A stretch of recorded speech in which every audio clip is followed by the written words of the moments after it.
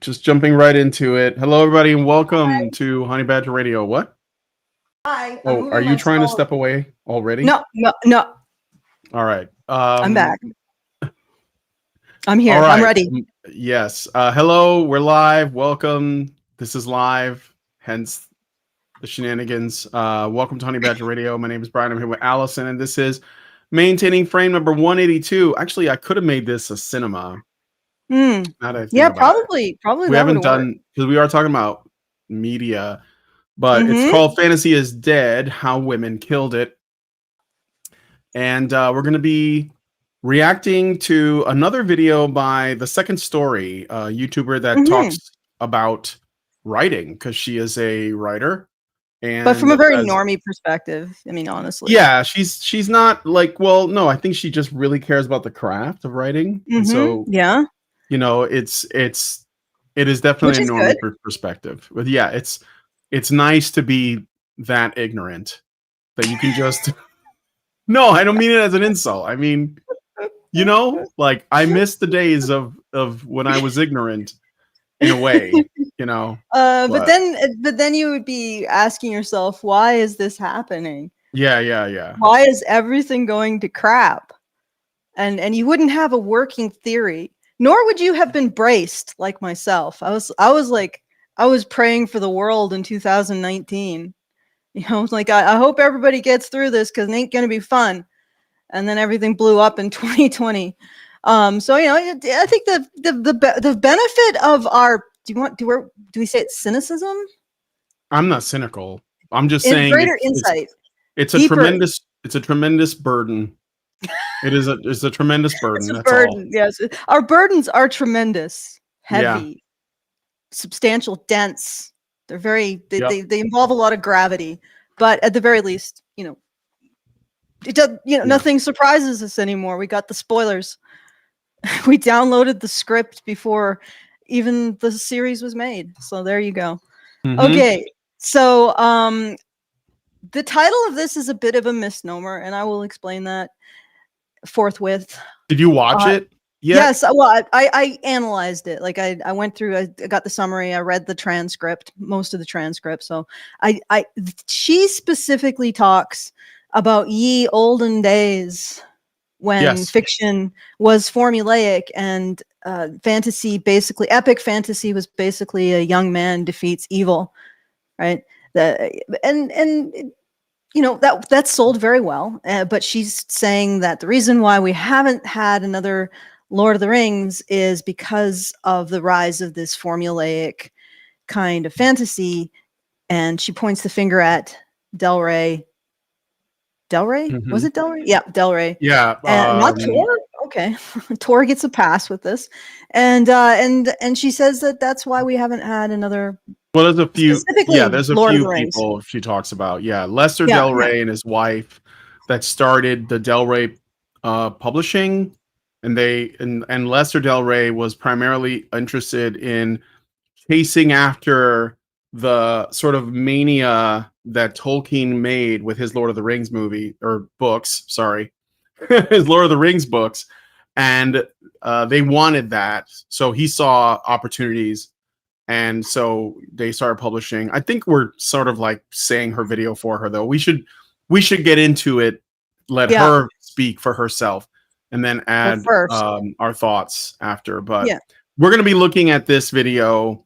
It's called "This Is Why We Never Got Another Lord of the Rings." It's talking about writing from the craft perspective with a little bit of history, and she gives her thoughts on that. And we'll give ours as well. Before we get into that, I guess you should do the things. Okay, so if you would like to send us a message or give us a tip at any point throughout the show, tips are very appreciated. They help us continue to do this work, which we have done weekly or multiple times a week for now 12 years. 12 uninterrupted years of bringing attention to this particular analysis of why everything is going to crap. So if you'd like to continue to support that, feedthebadger.com/justthetip to send us a tip. Oh, wait. Let me disentangle that. Feedthebadger.com/justthetip to send us a tip and attach a message to that tip if you so wish. And you get a bit more space to elaborate upon your thoughts, what you disagree with us about, which many of you do, and that's fine. We accept it because we're about freedom of speech insofar as we have control over whether the freedom occurs. So, we can't really dictate over the actions of other people. But anyway, feedthebadger.com/justthetip. Disagreements, agreements, comments, things you want us to cover in the future, anything goes there.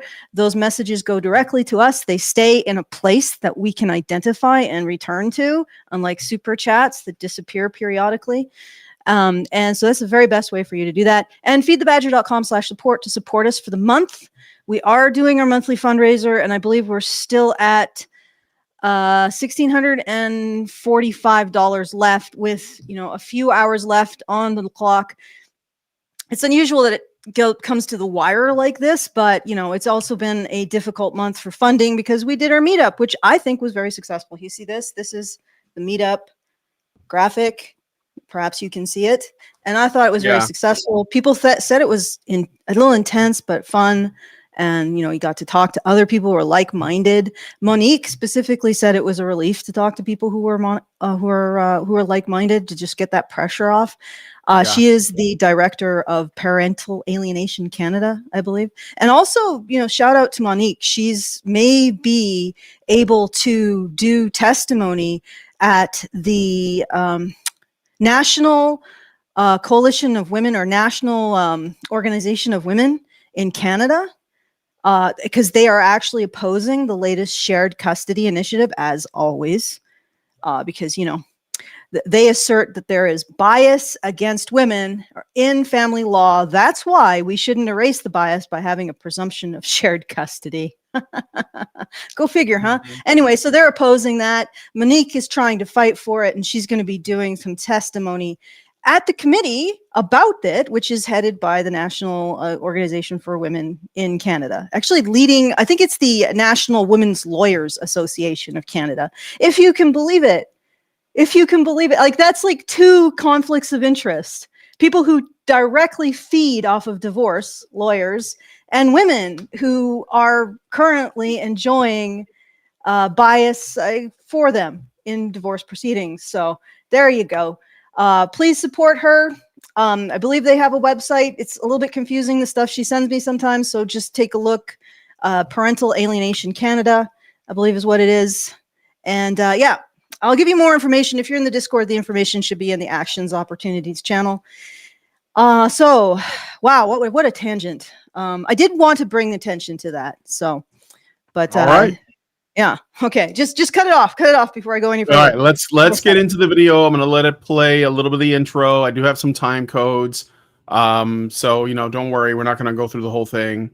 But, okay, here we go. If you've been following me for any length of time, then by now you should know how I feel about formulas. Not to overstate things, but formulas in terms of their overall impact on literature, the book industry, and storytelling as a craft, and an art, destroy everything. But in this video, what I want to focus on in particular is the fantasy genre. I don't know if you know this, but fantasy as a literary genre with its section in the bookstore is actually pretty new. There are some of you who probably even remember a time before the fantasy genre. Not that fantasy literature and storytelling didn't exist before, it certainly did. And I'm not just talking about mythological tales and fairy stories, but fantastical, inventive, groundbreaking, epic fantasy. But what I'm saying is that fantasy as a type of story that people tell has always existed. Fantasy. I'm just pausing it there. Yeah, so sort of setting it up. We're not talking about comics, although she does have an understanding that the problems with storytelling is not limited to fantasy. It's not limited to books. She knows that it's a problem in film, television, games, yes, even video games, comics, all of that. So where did it come from? She's pretty fair. What? No, where did it come from? Yeah. Where did that wholesale destruction and smoking craters left behind? What are the footprints? What's the monsters? Like, you see these craters, gigantic monster footprints. I wonder what left those. Yeah. That's something that she's not touching Prepared. on. I don't know if it's because she doesn't know it or because she refuses to see it that way. I know that a lot of people have blinders, but yes, it's true. So like there's this guy where she's going to get into. I'm going to jump ahead.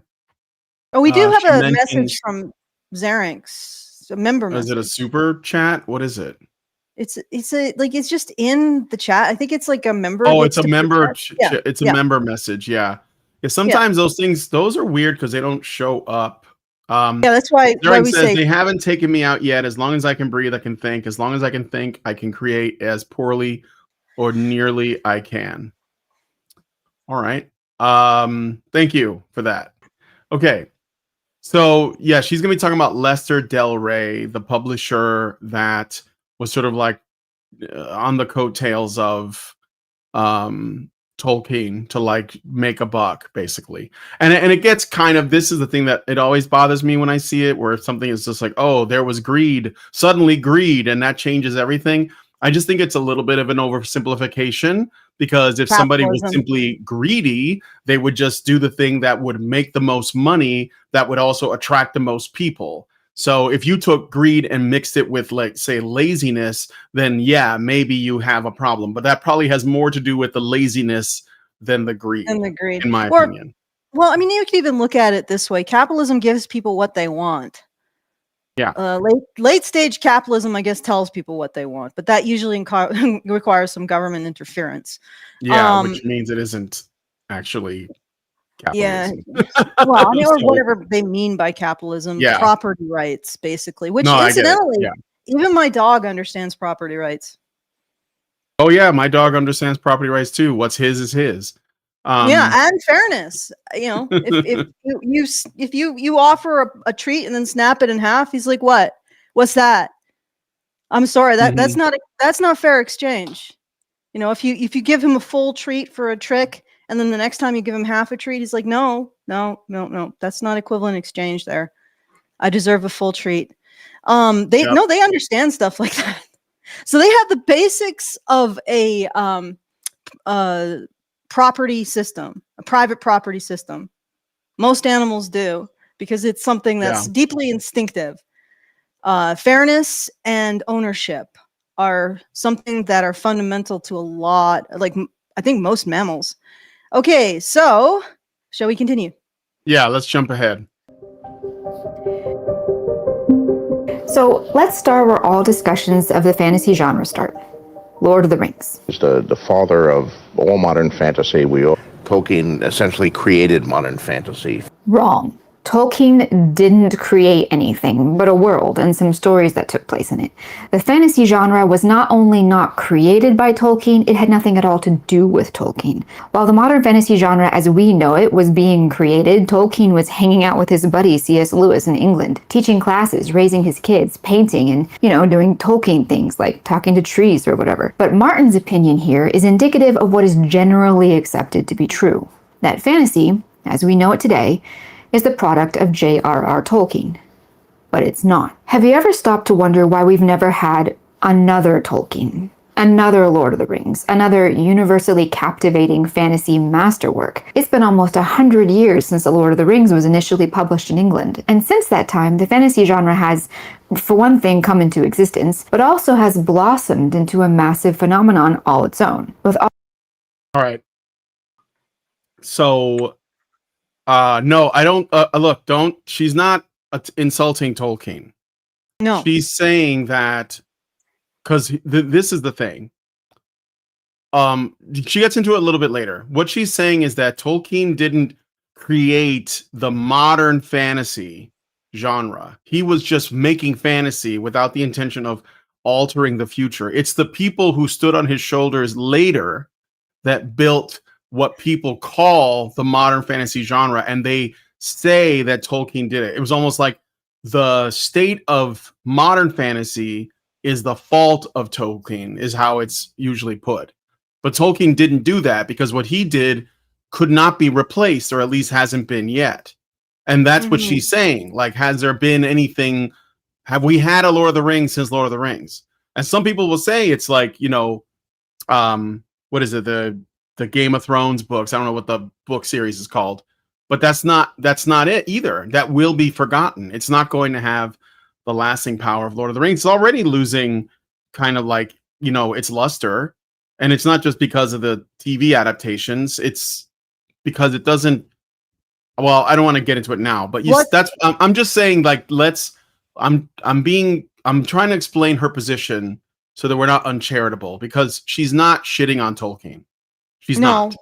But she is contextualizing him. And she's right. Like there were other fantasy writers before Tolkien, and they were establishing tropes.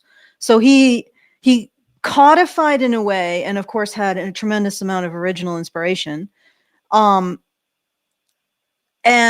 although fairy tales are basically old fantasy stories. Yeah, right? and there were other writers who were writing like fantasy in the form of like fairy tales, like Lewis Carroll. I think that's Alice in Wonderland. Yeah, Alice. Yeah, and there were others. I've read them. I forget the names. I'm really bad at names. But there were others who were doing these kinds of fantasy fairy tale adventure stories. And he kind of codified this epic fantasy tropes while inventing a lot of stuff. But there were the tropes that he pulled out from already existed. And you could argue that things like the Nibelung, I don't know how to pronounce that, or the opera, Wagner, I believe, The Ring. Let me just, I'm going to, okay, just give me a second. I will codify all of this and get all of the names correct. Yeah, when Tolkien wrote Lord of the Rings, I don't think if you asked him, I don't think he would have said it's fantasy. He was trying to create an Anglo-centric myth. Poet. Well, he was trying to create, an Anglo-centric, a myth for the UK, and he was drawing from Norse, Germanic, and Anglo-Saxon mythologies, and a lot of the stuff he was drawing from was Norse mythology specifically. Mm-hmm. You'll even a lot of the names comes directly from like the Poet Edda. Also Beowulf. And let's see, the Battle of Maldon. Okay. So Old English epic literature. And then okay, so where's the there was works with a Norse background, or Norse drawn from Norse mythology, because there was some stuff that he took from opera. Yeah, he was taking from all over and he was bringing it together as one thing. But like that, well, again, I think we're getting ahead of ourselves, but Norwegian in the chat says, Norwegian Black Templar said, Gandalf means staff elf in Old Norse. Yeah. So yeah, you can see, again, wasn't he like a language professor? And that was like, he used that to like create his own languages, because that's how detailed his worlds were. And I don't know if anybody else, maybe there are, I'm not throwing shade at any other writers, but I'm not sure that anyone else put as much dense detail into their world building as Tolkien did. Yeah, I read Silmarillion, and I basically walked away holding on to very not worthy. It's too much to keep track of, you know. You need like a cork board with a bunch of threads. I know who's who, what's what. But he certainly did the work. So okay, so Wagner was another one I think that inspired specifically opera, The Ring of the Nibelung. And I think that was another one that if you look at fantasy as sort of like a direct parallel of fairy tales and mythology, then those things were setting the foundation for it. But I think ultimately her point is that there were other authors working in this genre, establishing a lot of the tropes. Tolkien made his world, and it really was just sort of like I think the best story. I mean, it wasn't just the world building, because I'm sure a lot of other people were doing a lot of world building, or maybe they weren't doing it in the same way. Maybe they were drawing it much more directly from what preceded it, the fairy tales and the mythology. And they weren't really thinking about making this a living, breathe, or something that felt like a living, breathing world at war. And Tolkien did that. And then also the story that he set in this world was, sort of unmatched. But I think her overall point is that he is part of a continuity too. Yeah. And, and because of that, okay, well, let's let her let's get to let's give her point. some more time to like lay it out. But I'm just saying she's not condemning or attacking Tolkien. She's basically like adding context to this claim that Martin is making, and other contemporaries have made. All the fantasy works and mega works that get published every year, why has there never been one that was so unique, so genuine, so pure in terms of creativity that it became an overnight defining work of an entire civilization? And no, but also it wasn't overnight. She says that Game of Thrones does not count. But go ahead, Allison. I will sort of agree with her with that. Tolkien wasn't an overnight success. It took time. Like it took time for him to achieve the success that he did, for things to permeate. And the people that he initially appealed to was part of that success. Because I'm pretty sure he initially appealed to basically students, college students. Mm-hmm.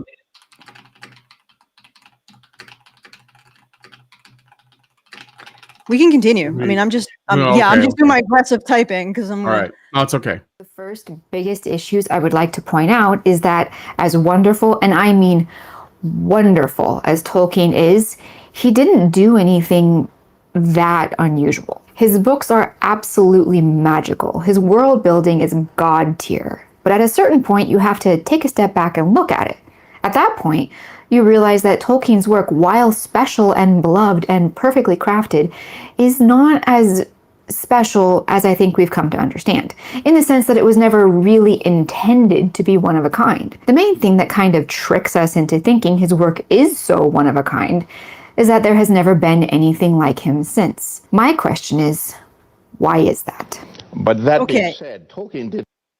I have a few things to say. His success was not immediate. I don't know. I'm pretty sure that there was a strong suggestion that it was.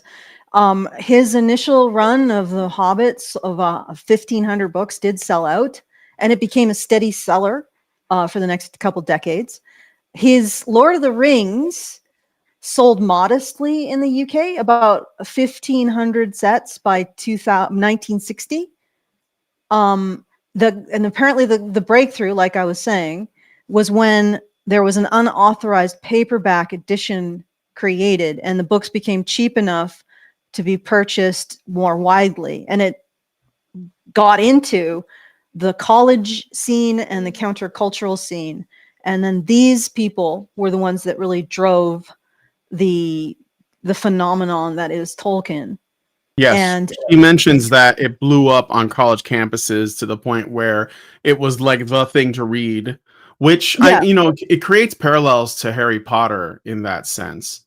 I don't know if Harry Potter is going. We'll have to see if it like continues to remain like a massive phenomenon, but that's probably like the second biggest, or like another example of something that could have the same kind of like impact that Lord of the Rings had. But I think with Lord of the Rings, though, there's a timing to it, too. And this is something that when she says, because I was talking about this with Lindsay today, when she says, why hasn't there been one since?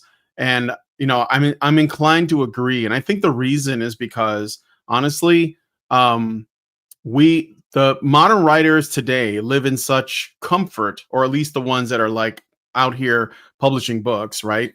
It's hard for them to draw from personal experience to write. And what I mean is, like, Tolkien was in World War I, and he was in the Somme, which was like the most brutal part of World War I, as far as I know, and he got out of there.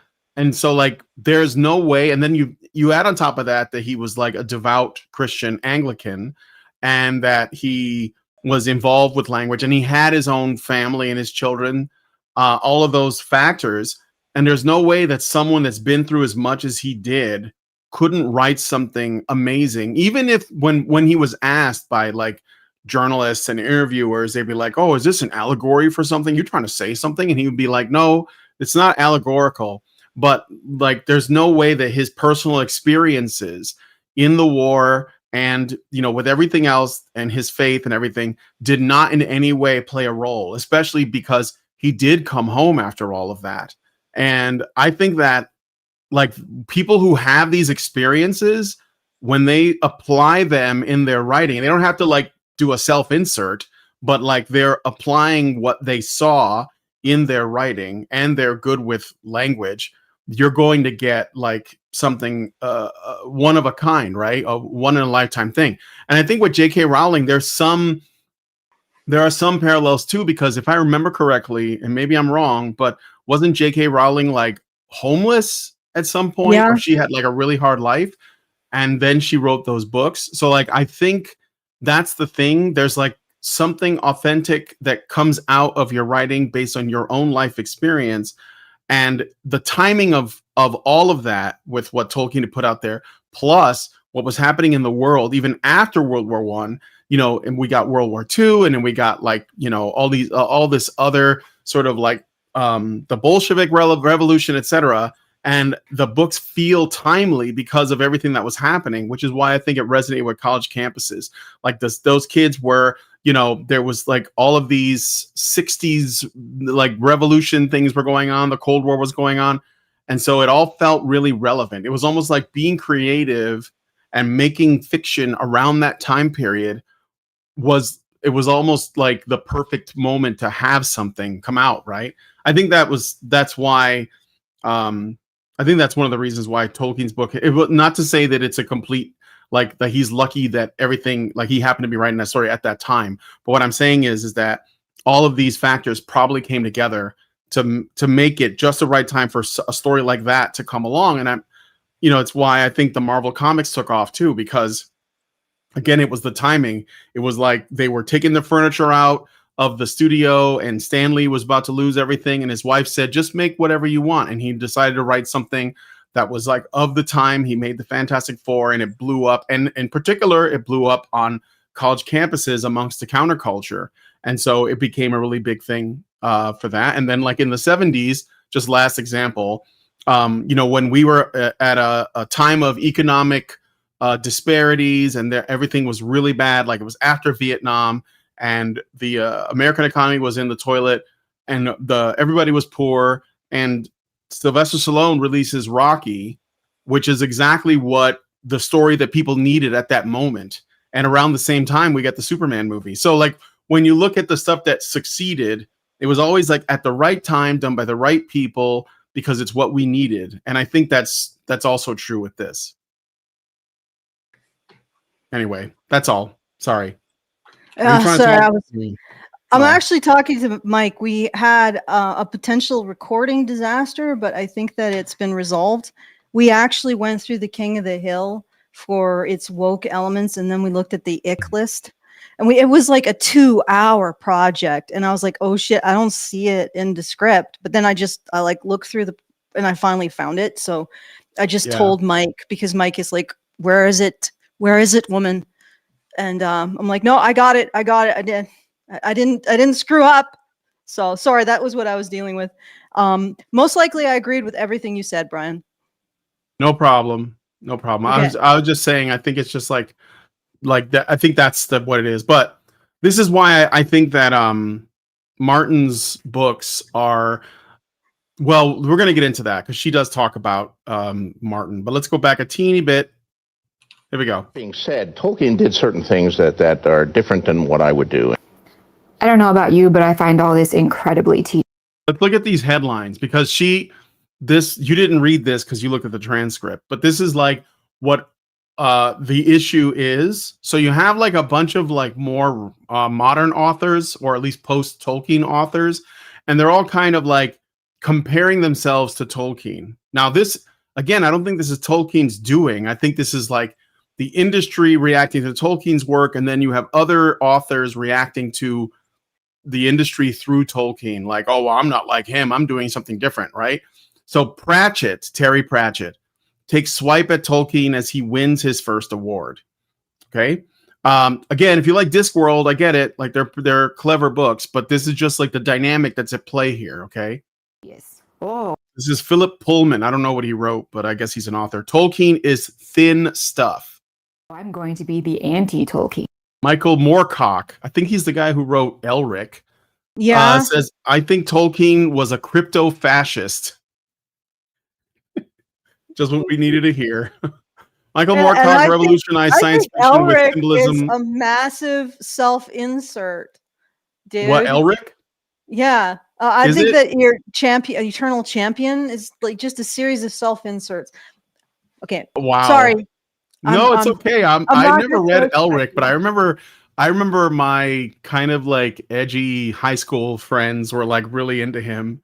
And I was like, looks a little try hard to me. Like, I don't know. But if you guys have read Elric or any of those books, let me know what, am I completely off the mark or what? So Pullman wrote The Golden Compass. I see. Yes, Tolkien was a war veteran. I know that. I think that means something. Like Tom Clancy, wasn't he also like a veteran too, or in the Secret Service or something? And that's why his books are really popular. Like, I guess he brings something authentic to the storytelling because he has personal experience. So, Trickster Knott says, and lost respect for Moorcock. Yeah. Okay, I got a super chow. I know, as soon as you start saying so-and-so is a crypto-fascist, that's like, oh, I'm checked out. Zaring says, for 5, it could be comfort dulling us that's made it so there's no other author on Tolkien's level. It could be the Prussian school system destroys childhood creativity. There's also walls put up with the idea of protecting children, therefore prolonging adolescence. See how so many come up with ideas to gate various things because the mind fully forms around 25 years old. Though college graduate students read essays written by 15-year-olds. The last bit comes from former New York City teacher John Taylor Gatto. We reduce the world around children, create isolation, and somehow we're surprised with what's currently happening. Weird. Yes, that's what I'm saying when I said I think it's because we have it. It's too safe. Our world is too safe. As weird as that sounds, I know people are thinking we're still kind of in a PTSD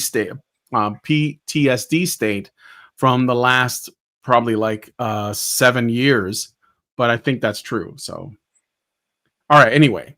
Do you want me to play some more, or do you have something to add? Oh, I think I triggered someone in the special chat. Hayden's like, this is a bad take, probably referring to the title. Fantasy is dead, how women killed it. Because I can name a dozen high quality authors making male focused fantasy without trying. Nobody is gatekeeping Mazlan or Red Rising or Sun Eater. But they also didn't start in the last 5 years. They're massive and talked about nonstop for the very reasons you were saying are dead. Okay. You don't like that, do you? That I said that fantasy is dead and I'm blaming women for it. You don't like that. Yeah. You don't like it. Okay, let's keep going. All right, let's keep going. And then, I'm going to be the anti. The grimdark genre and why I hate it. So the grimdark, okay. George R.R. Martin. Hope punk. This is something I saw this term. Hope punk. Did you guys hear? It's a new genre of writing, conceived of as the opposite of grimdark. Works in the hope punk subgenre have characters fighting for positive change, radical kindness, and communal responses to challenges. So they're good guys. So this is like the way we've been telling stories forever, and it's back. It's hope punk. I like how they're always rebranding things as something new that's obviously not new. Wait, I got this great idea. We're gonna have heroes that are good, and they're going to fight for what's right, and they're going to work hard through all kinds of tribulations, no matter what, but they're going to come out on top in the end. What do you think? Oh my God, I've never heard of this before. Hope punk. It's so silly. I don't know, guys. Maybe you could just write your damn story. The main thing to look at here is that Martin, like most or all modern fantasy writers, has defined himself in part by how different he is from what he sees as the legacy of J.R.R. Tolkien. That right there is a pretty decent encapsulation of the current fantasy publishing industry. It is a bottomless salad of tropes and formulas, and then subverted tropes and counter formulas, with nothing unique or original, or even just purely the creation of its author. But how did we get here? How did we arrive in a world where people proudly refer to Game of Thrones as the American Lord of the Rings? Something that seriously concerns me. In a way, however... Yeah, no way. I never liked Game of Thrones. I tried to watch the first episode. Yeah, I had to watch the first season, and I was just not interested. I just didn't like anyone in it. And I was like, yeah, I don't have anybody to root for. I'm not watching this. And people were like, oh man, it's so different though. So yeah, that's probably why it's bad. So I don't know. Well, what were we going to say? I originally watched like an episode in, I think, the first season with my father. And I was like, this is the most boring stuff I've ever watched. And then I never watched anything further. Now, but then I ended up, for the sake of integrity, watching all the seasons, all of them. And I can definitively say that it is not my cup of tea, that I enjoyed very little of it. However, I can recognize that Martin is good at subversion. He's good at creating very memorable characters with interesting dialogue that nevertheless are quite nasty. And there was a few moments where there was like a few subplots that I thought were entertaining. Unlike most people, I couldn't stand Ned Stark. I think that's one of the big things that makes me different than the detractors. And the reason why, I'm totally 100% in the Robert. I am a Robert stan. I think Robert was misunderstood. He knew what was up. He knew what to focus on. He was totally fucked by being married to brother screwer and generally unpleasant human being Cersei. And the big tragedy of their first season wasn't Ned's death. It was Robert's. And again, what really aggravated me about it was Robert was 100% right about Daenerys. She had to be neutralized. She was basically a nuclear threat walking around, and Ned was like, that's a little girl. I'm like, what? What are you? She's raising an army, you moron! And Robert correctly identified that was a huge threat, and it needed to be neutralized. And what did everybody do? Oh, Robert's the bad guy. Neil's the good guy, or Ned's the good guy. Ned was a damn hypocrite. And he didn't know what the hell he was doing. There's a difference between being good and being stupid. All right. I know a lot of people like Ned. So that's fine. So yeah, even the people who don't like the show liked Ned. So, and they ended the show because Ned died. And I was like, no, I always got the feeling that Ned was a pretense or sort of like a construction, as if, this is going to be a subversion. Like the good guy's supposed to win and make it. No. And I always never trusted Ned because of that. Maybe it's just not necessarily on the level of the character Ned, just the written quality Ned. But anyway, there's my game. Is trying to be subversive, but you can make predictions based on your understanding of what, like, you're be able to predict the subversive nature. Does it fail at being subversive then? Because I said when I watched the first season and people were like talking about how, oh my God, anybody could die at any time. You just don't know. And I said, you know who I think is going to live to the end? And they were like, who? And I was like, the dwarf is going to live to the end. And they were like, well, how do you know? I was like, because I can tell that Martin likes this character because he has all the best lines. And he was like an immediate favorite because he always knew what to say. and he's also the least likely to survive just based on the fact that he's this little tiny, like not even like a magical dwarf, just like a short person, you know? And he did. He lived to the end. And I was like, I told you. Like, it's always like, well, what? Oh, and who did they make king? The crippled guy, the kid that got crippled in the beginning of the show. He was the one who ends up. I don't know if that's the way the book is supposed to end, but probably, you know. And Jon Snow was not going to become, even though like he was completely set up to like, you know, become like the guy. And I was like, no, it's not going to be him. They want us to think that, but we know that he's being subversive. So because we know that he's being subversive, then this is impossible. So like what I'm saying is that this becomes, and that's what she's saying too. So you don't like a formula of storytelling, like say, and we're in this case talking about fantasy storytelling, right? Which because it comes out of or is inspired by Tolkien's setup, and they create a formula of fantasy storytelling. And there are things that you know, these publishers, Del Rey, the book publishers, are expecting everyone has to follow because they want the same success that Lord of the Rings had. And then you get like people who are like, well, I'm going to do the opposite of that. And so they do is they invert everything and they do the reverse, but that just becomes its own formula. So you can just predict things because now you know they're working with an opposite world and bizarro world, and you can just make predictions based on that. And then it's almost like, well, then what's the purpose of subversion if you can predict it? You know? Yeah. I mean, I don't know. I'm not saying you can't use it. I just think that it's not done well a lot of the time. So, anyway. Let's watch some more. I mean, I was going to say that I don't think that Sun Rising or Sun Eater is comparable to Lord of the Rings in this manner, but I guess it did pretty well. Okay, let's keep going. Okay. It was published in 2018. The other Sun Eater, yeah. The other suggestions in that list were published in 1999. Mazlan was started in 1999, and the other one was started in 2014, which had very different publishing environments than today. So if we would even argue that 2018 was a very different publishing environment, but let's continue. All right. I almost can't even blame Martin.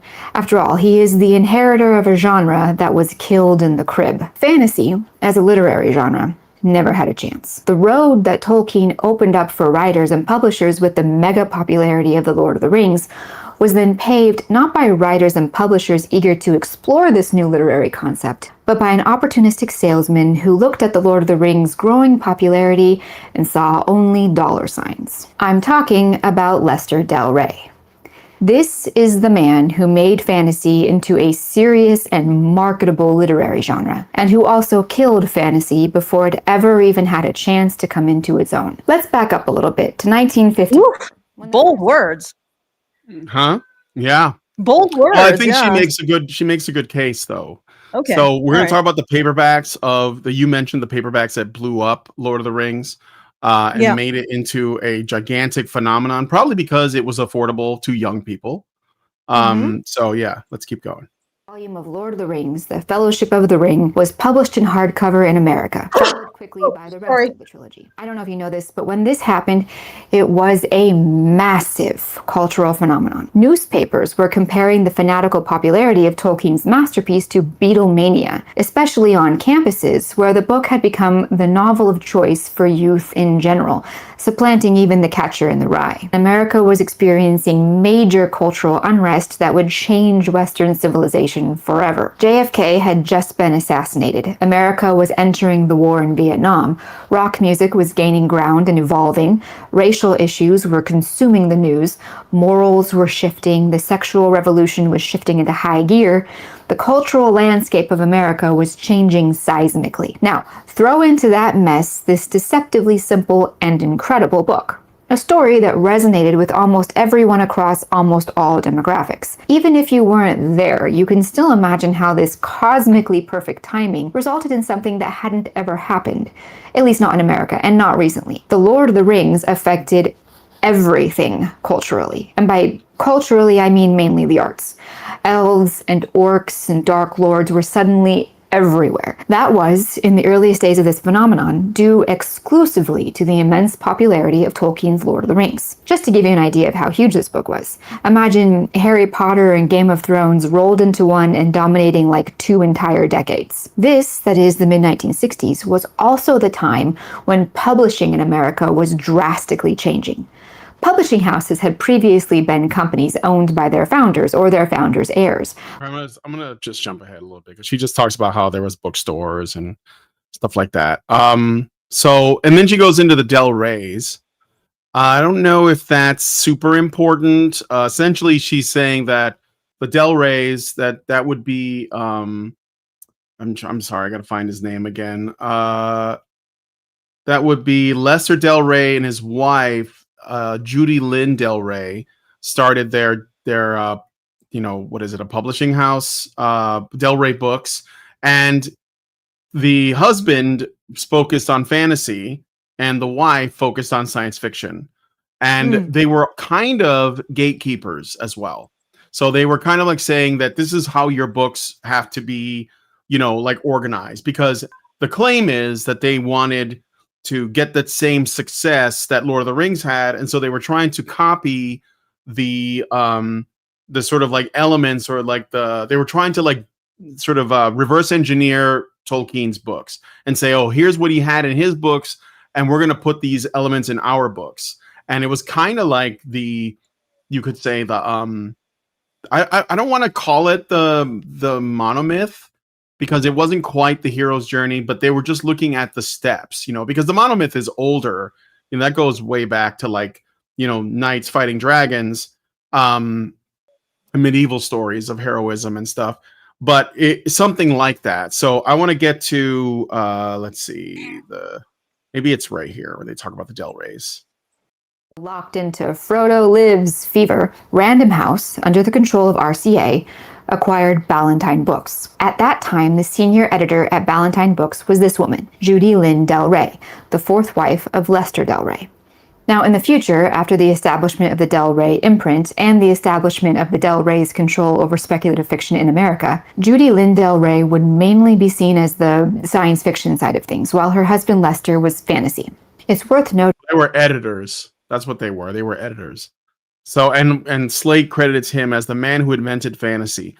I mean, in a way, because they basically created the category. But obviously, like when Lord of the Rings came out, people didn't call it a fantasy book. They just called it Lord of the Rings. So the genre that, with the way we see it, the umbrella called fantasy, I think it was created by this guy. He was basically mass producing, cranking out edited books that followed that formula. That's what she means when she says that, this guy killed fantasy, but then the other woman killed science fiction. And by the way, I talked about science fiction with I can't remember his name, Jay Ishiro. It was on my channel, and Kat Rocha, and they wrote a book called Booze of Steel. But I also talked to them about the printing, and they were talking about how there were, I think it was like 4 science fiction authors that were essentially gatekeeping all of science fiction and basically making it to where all books had to follow a certain, I guess, they were engaging in kind of gatekeeping. Isaac Asimov and a couple of other guys. So that was also a problem in science fiction as well. It was almost like there was control over the way stories have to be told and limiting their potential. It doesn't mean that there weren't any good books, obviously, but they had to work within a certain boundaries. So, all right. Anyway. However, that both were equally important in the destruction of American speculative fiction. Something that has always bothered me about the Del Reys and their undeniable impact on genre publishing in America is that this is almost always presented as a good thing. Judy Lynn is said to have revolutionized the fantasy genre, and Lester is even sometimes called the creator of the fantasy genre. In a sense, all of that is true, but none of it is good. Just about the only good thing Judy Lynn might have done for genre fiction was to acquire the rights for Star Wars novels before Star Wars had even been released. Nevertheless, even this good deed comes with a caveat. Having established Star Wars as the money-printing machine at Ballantine, she ensured that the science fiction genre going forward was modeled on that formula, just like Lester and Lord of the Rings.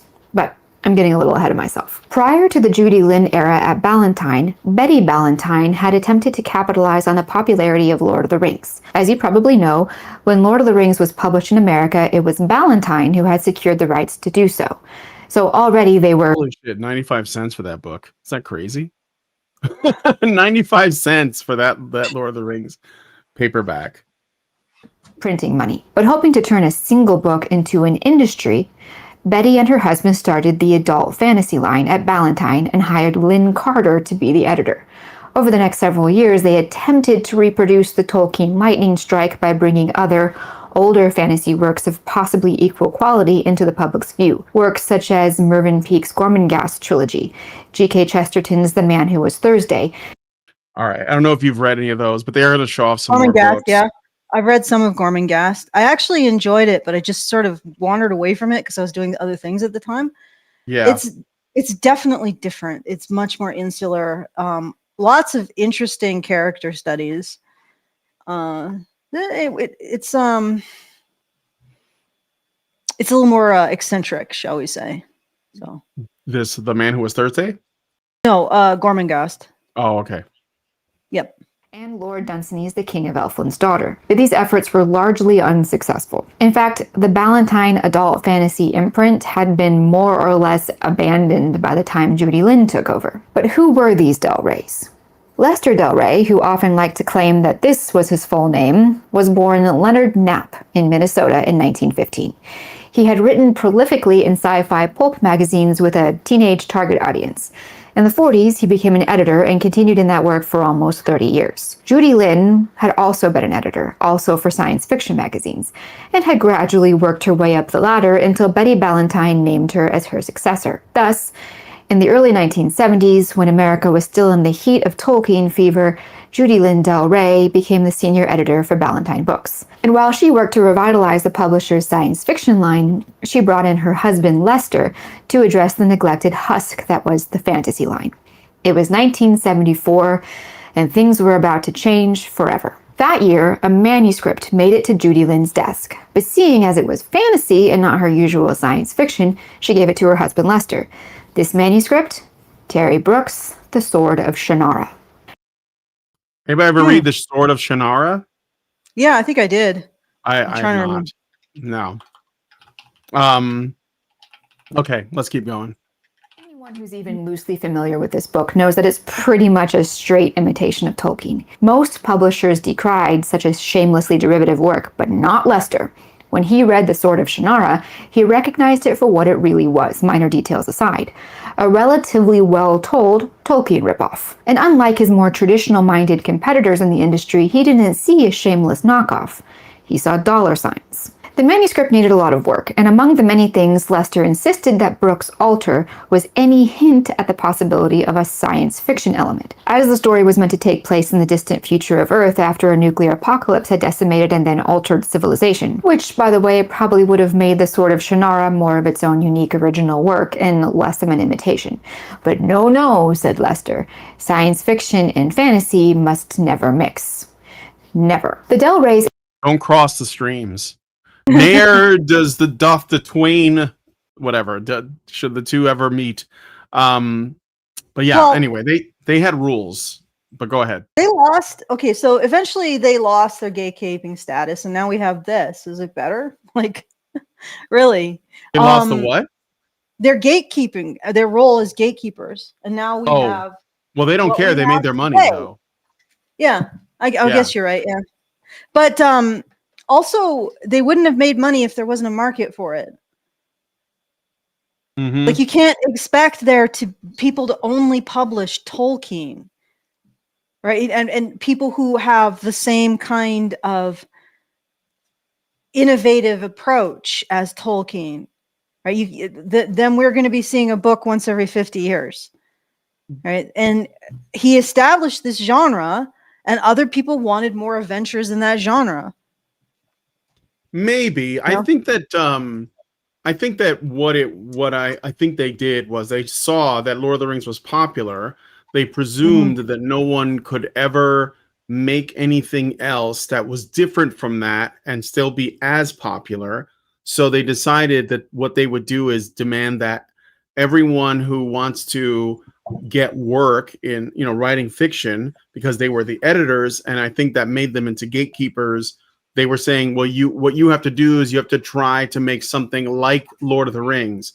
And I think that she gets into this a little bit later to establish like what the formula is. It's in the next time code, with that they all had to follow. And I think what the Del Reys were doing, lesser Del Rey in this case, but I think that the other Del Rey had her own formula approach, was they were okay with oversaturating the market with similar stories and making a buck, and then just leaving the husk that was remains, because they didn't care about the culture itself. They just wanted, you know, to essentially oversaturate the market with that. It reminds me of what happened with bear with me, okay, in gaming. All right, I think it's Activision. They bought the rights to Guitar Hero, which was a massive success, and it was very creative and very popular when it first came out, and it was put out by Harmonix.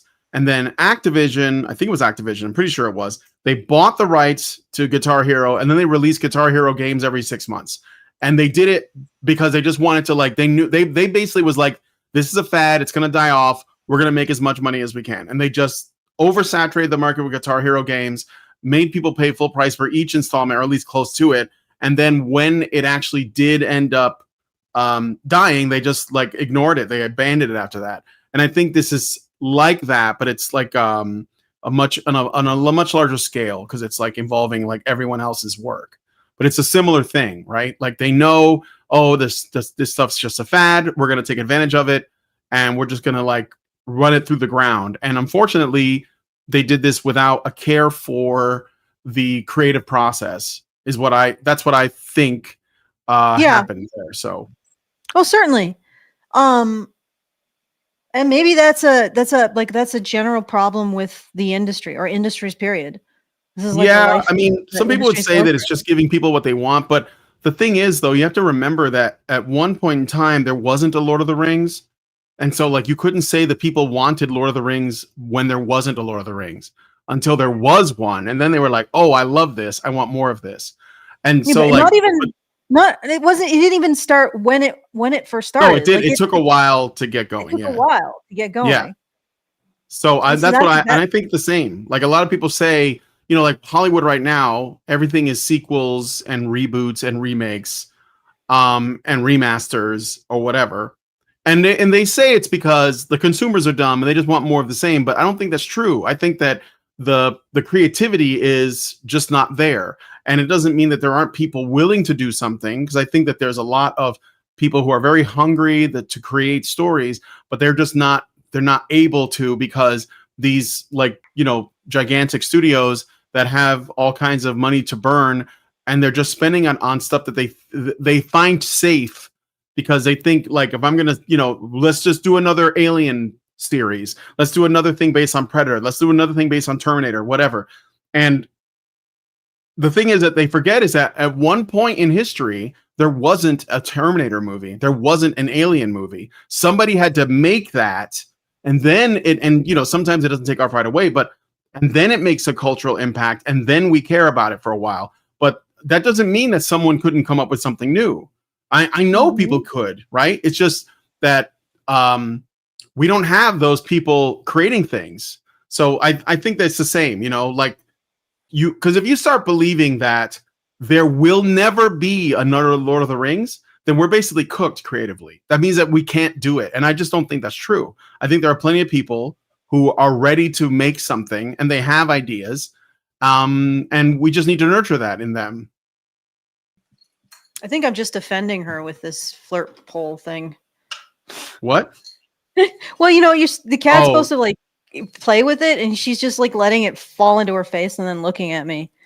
Like, well, she's playing with it a little bit. I'm trying to get her to just chill out. Perhaps some. Yeah, I mean that's another thing somebody pointed out. Like, look what happened to Star Wars. She mentioned Star Wars. It's nothing but a poor subversive copy of its old self. And that's simply because the people who are now the stewards of that intellectual property because that's the thing. Like it doesn't belong to you, but you are responsible for it. And if you are going to be responsible for something like this, then you have to love what it was. They're not able to. So instead, they just turn it into this subversive trash where they self-insert or they put their own like personal beliefs into it or their own value system into it without any regard for what it was actually about, without understanding where it came from. And that doesn't work. I mean, yes, there are some culture junkies that will watch anything you put in front of them, but that they're starting to die off. Like even they're waking up to this. So, okay. Anyway.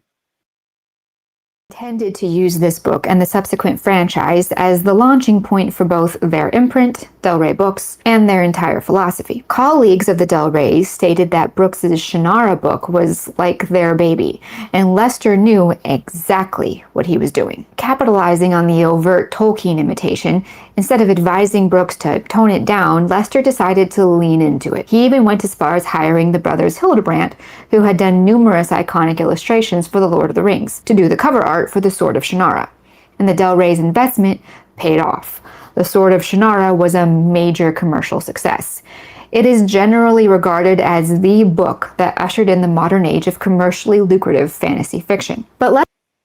So it wasn't Lord of the Rings, it was Sword of Shannara. But even then it was like, so I don't think the original authors of the Sword of Shannara intended that to be the case. So is Del Rey the only publishing house for he was fantasy? They were editors, but no, there was Random House and stuff like that. But they were kind of like I guess they were like the leaders in fantasy and science fiction. So because the other thing is I wanted to point out, and this speaks to the title of our video, right? Okay, this is something that is across the board. Creativity has declined since like the 50s. I think it's the 50s, but definitely the 70s. The entire world that we exist within now is predicated on the theoretical foundation of one man, right? And what if the reason we don't have a Tolkien is the same reason why, since let me just give me a question. I'm going to get his name.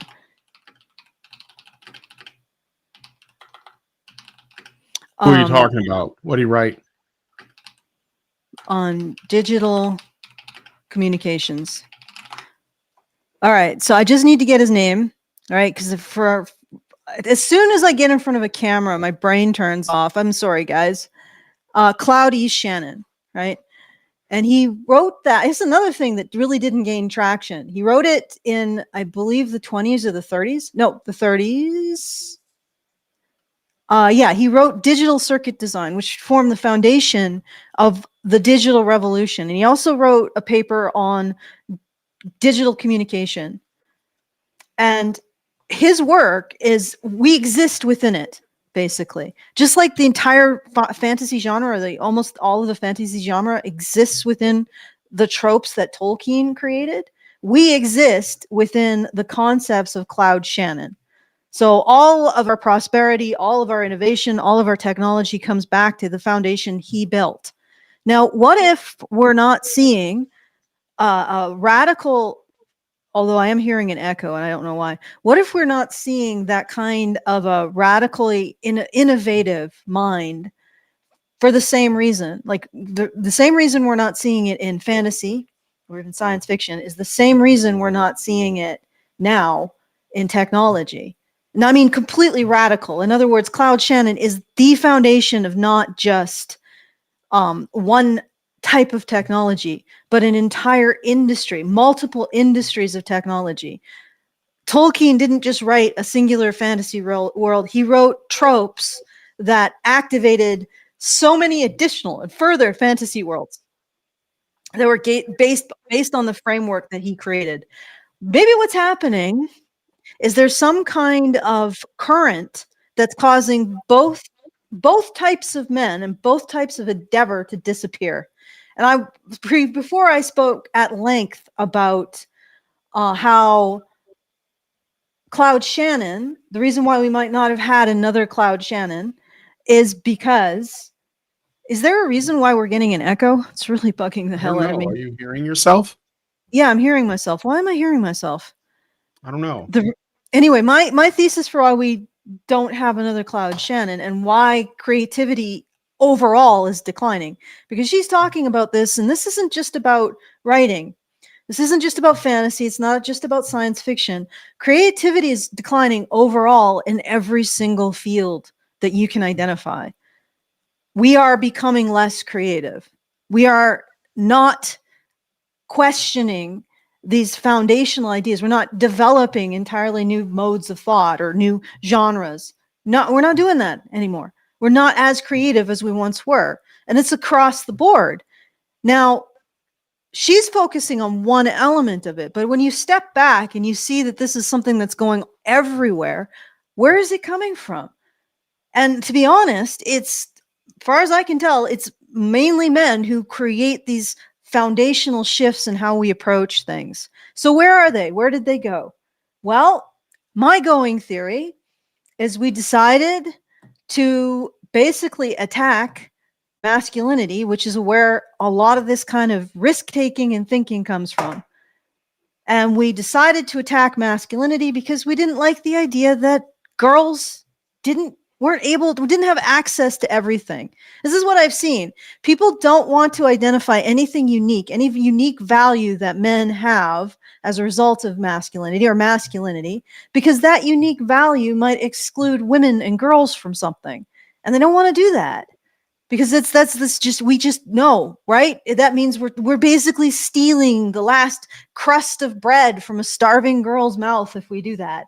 But that has led to overt attacks on masculinity in all the school at every level, from preschool to college. I mean, in the 90s, Christina Hoff Sommers, who wrote The War on Boys, details how boys or feminists started to influence the curriculum to teach boys, or presented this conjecture that the reason that boys behave in the way they do, in the kind of risk-taking, the kind of pushing boundaries that result in people who can result in great works like Shannon Cloud's thesis and papers on the digital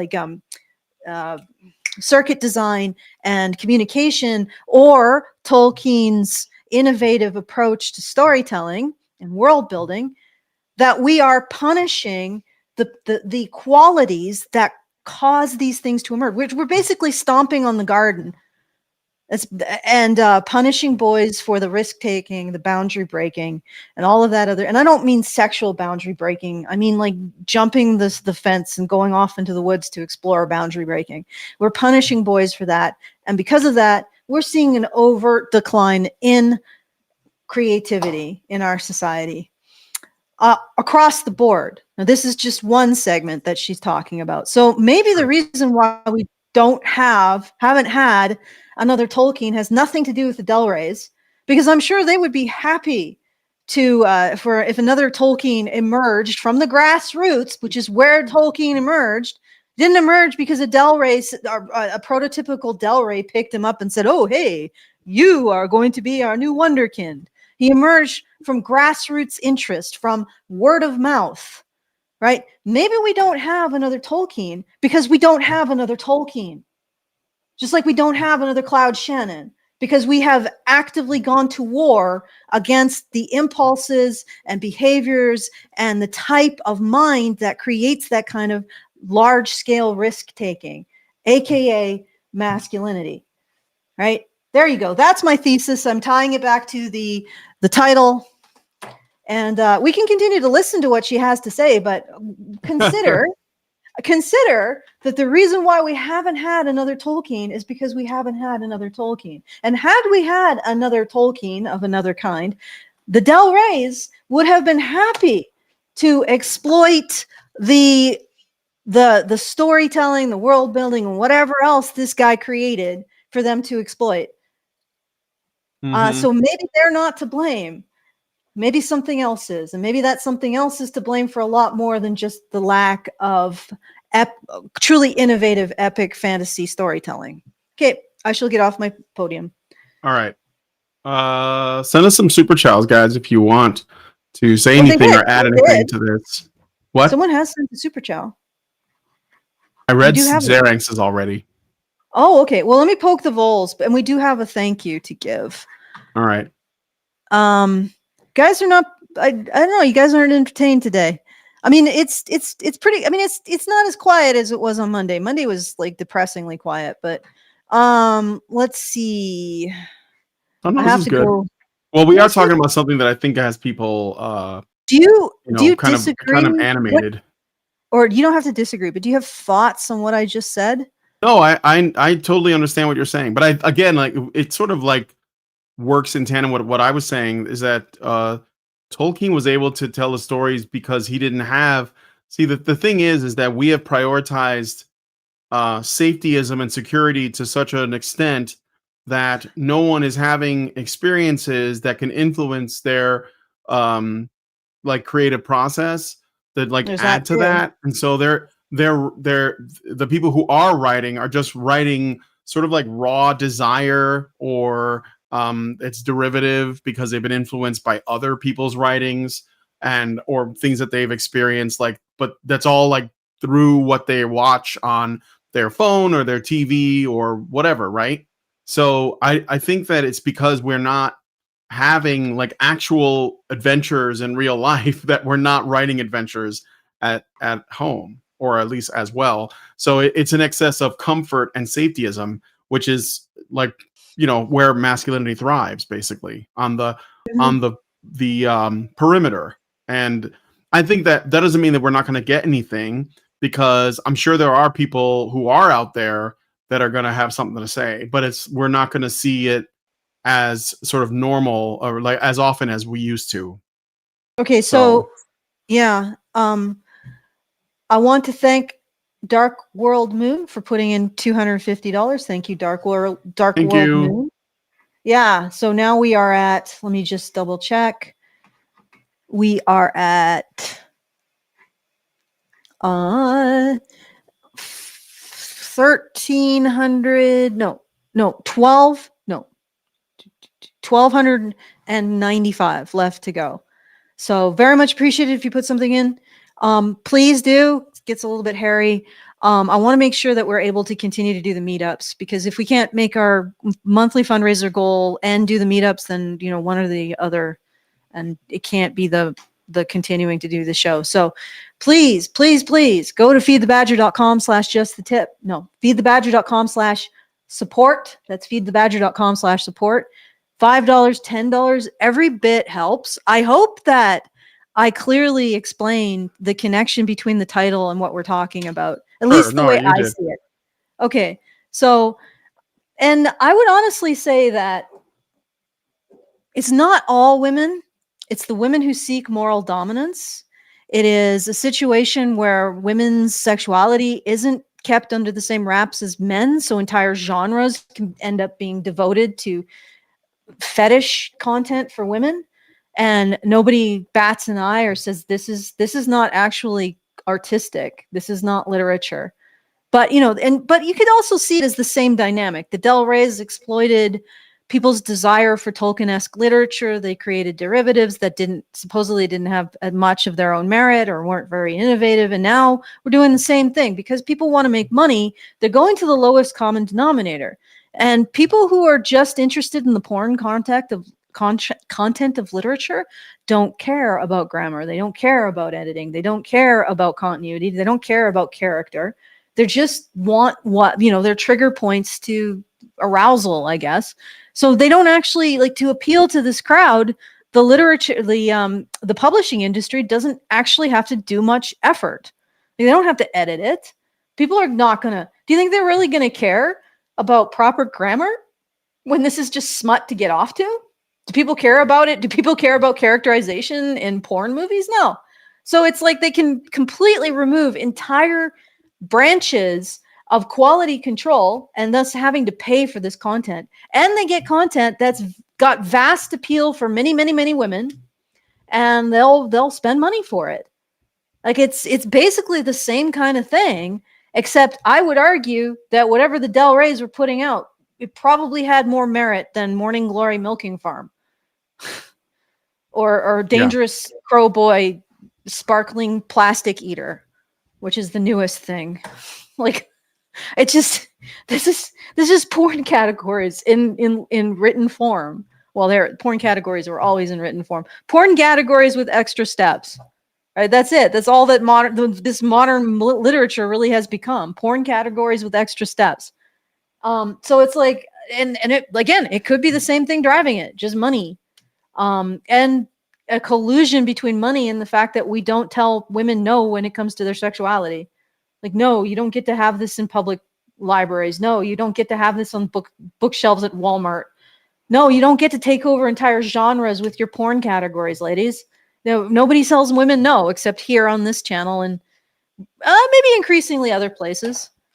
But anyway, feedthebadger.com/support if you want to support telling women no, which is very ironic, I realize. Say no by saying yes.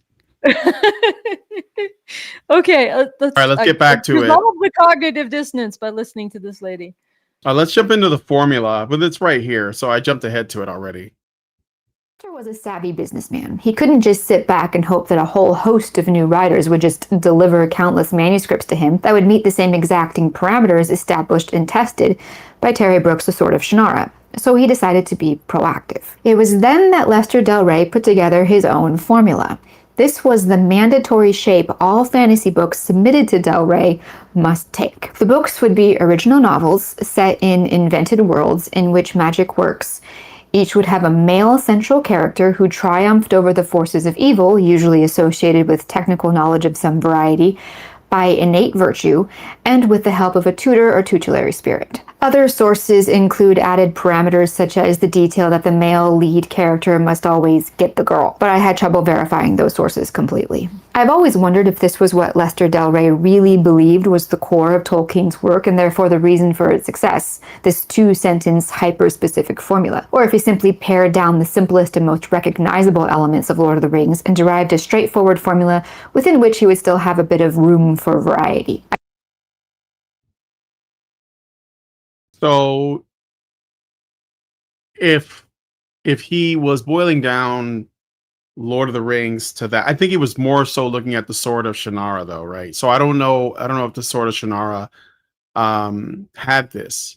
But in Lord of the Rings, who's the main character? Is it Frodo? Is it Aragorn? Is it Sam? I mean, Frodo. If you look at it, huh? Frodo is the main character. Like, Frodo should be the main. Yeah, I mean, I think we're supposed to think Frodo's the main character, but he doesn't get the girl.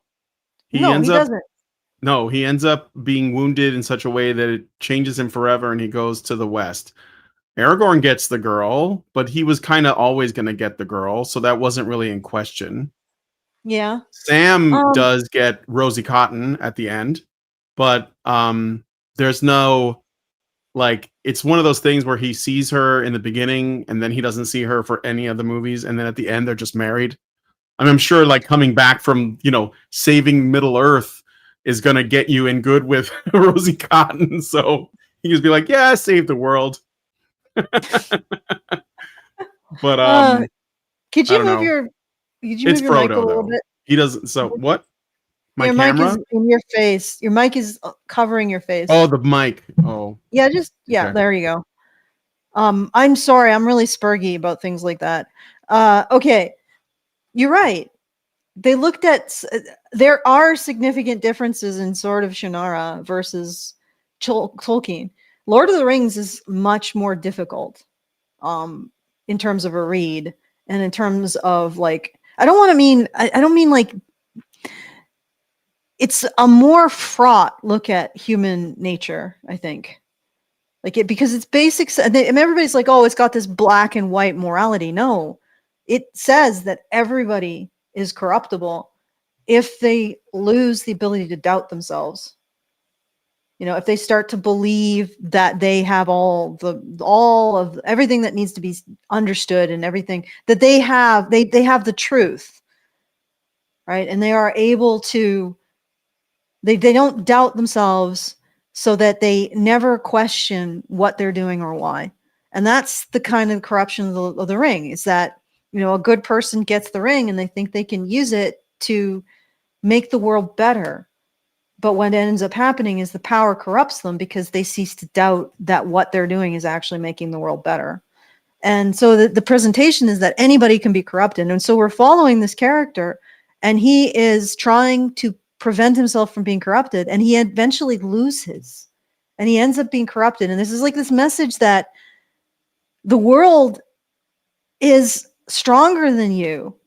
I mean, it's almost a depressing message. That's why I say it's a more difficult book, even though Frodo in the end was celebrated for having withstood the ring for as long as he did and getting it to the precipice of Mordor. Mm-hmm. And it's sort of like got to him though. Yeah, the ring still got to him in the end. That's what I was saying. It still tainted him. It was even calling out to Sam a couple of times, but Sam he didn't have it in his possession as long. Yeah. And you know what? One thing that I was thinking about too, I don't know if people know this, but like, why they say the hobbits were highly resistant. Do you guys know why? Do you know why the hobbits were resistant? I have a theory. I mean, you could there's probably modesty? It's because of their innocence. Like, I think that they're they were probably the most innocent race or whatever in the setting. So it would take a lot for them to become corrupted. That would be my guess. They lived the most simple life. They didn't need or want for a lot. So there wasn't the temptation just wasn't there as much, but eventually it gets to them too. That would be my thing, because Sam was even more innocent than Frodo was. So he was probably more resistant. I mean, my guess. Mm-hmm. So yeah, but overall, that's a much more difficult storyline for people. Mm-hmm. It makes you question things, and you have to, and it really speaks to the corruption of war, and something about if you go to war, you will do things that are horrifying. Period. You'll see horrifying things, and then you'll have to do horrifying things. So there's no getting out of that corruption. And I think Tolkien was talking about that, and that how it impacts you forever. And there's no going back. There's no actual happy ending. There's no going back from something like this, but Frodo had to do it because it was for the best of everyone. And he's a true hero. Well, he kind of got conscripted. See, this is what I mean by some of the stuff. There's definitely some allusions to Tolkien's actual experience. Frodo didn't want to have anything to do with the ring, but he got conscripted into this quest, and it was against his will. And Sam was conscripted along with him, by Gandalf. So they were doing something they didn't really want to do, and they ended up having to see it through all the way to the end. So. Yes, but that's heroic, and it's knowing that whatever you do in the end, you're never going to be able to come back to what you were. And it's not going to be just, oh, you got these new powers, you got the girl, you have a dragon familiar, and you're awesome and cool. Frodo was destroyed by the task that he took on. He couldn't even live in Middle Earth anymore. He had to leave because of the wound he received, right? So. And he didn't even finish the task. That is quite the message to give people. And yet it's still hopeful, and in particular, it's hopeful because of Sam and what Sam did. Sam was clutch. The hope is in the fraternity between men seeking good. That's where the hope lies. It's not even in a single person.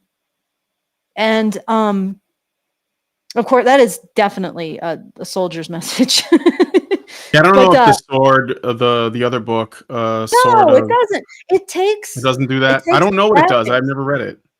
Okay, it takes the trappings of Lord of the Rings, and it removes all of the moral, like the moral fraughtness, the difficulty, like contending, like short of Shannara, I doubt would ever find a real fan base among the counterculture or the college students, because it's not challenging in that way. They probably liked it because it was challenging, and back then, liberal weirdos actually could create interesting art, or even appreciate interesting art, but they liked it because it was challenging. But that's what is gone in Sword of Shannara.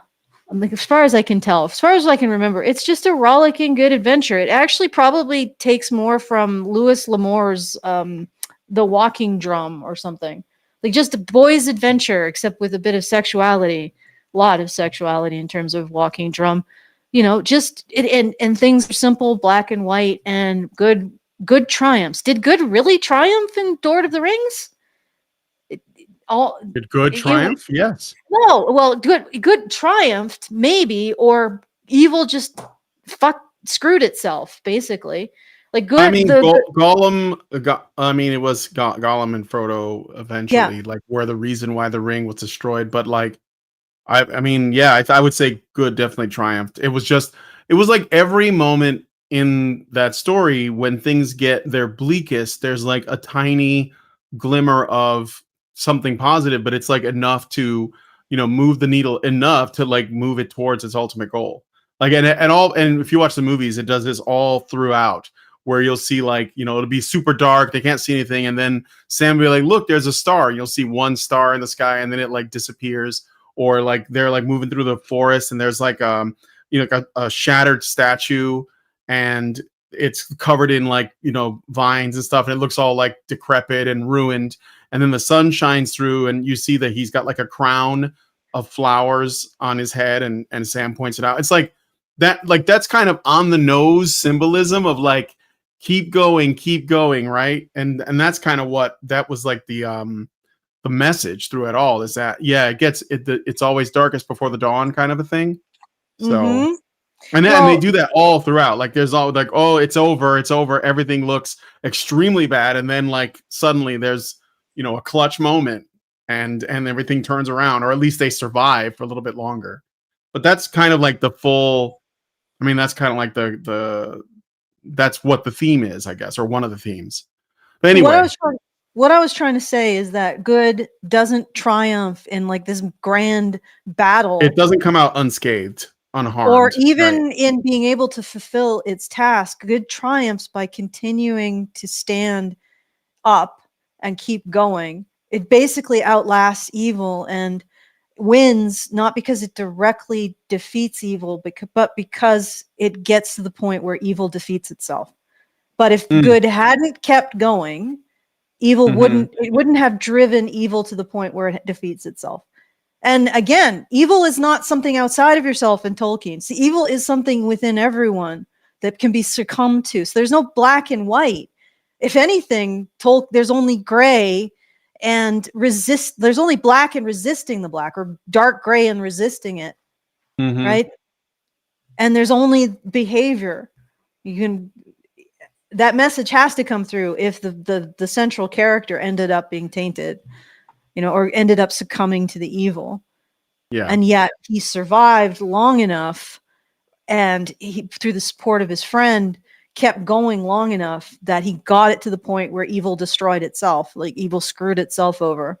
I think that was the ultimate message. And yes, it is about seeing the hope even in the most dire of circumstances, which I imagine that Tolkien had experienced quite a bit of, and seeing the hope in the camaraderie and the support of your fellow soldiers. That's definitely there. But I think you can't deny that in Lord of the Rings, good never triumphed through some heroic effort. It triumphed through endurance until the point at which evil destroyed itself. Right. That's not the same message as I think Sword of Shannara. Although somebody's saying there's truth to it, and it is a Christian message too. Is that like the world is evil, like there is evil in the world, and you can't ever really be rid of it. You have to constantly. It's a lifetime fight, basically. Yes.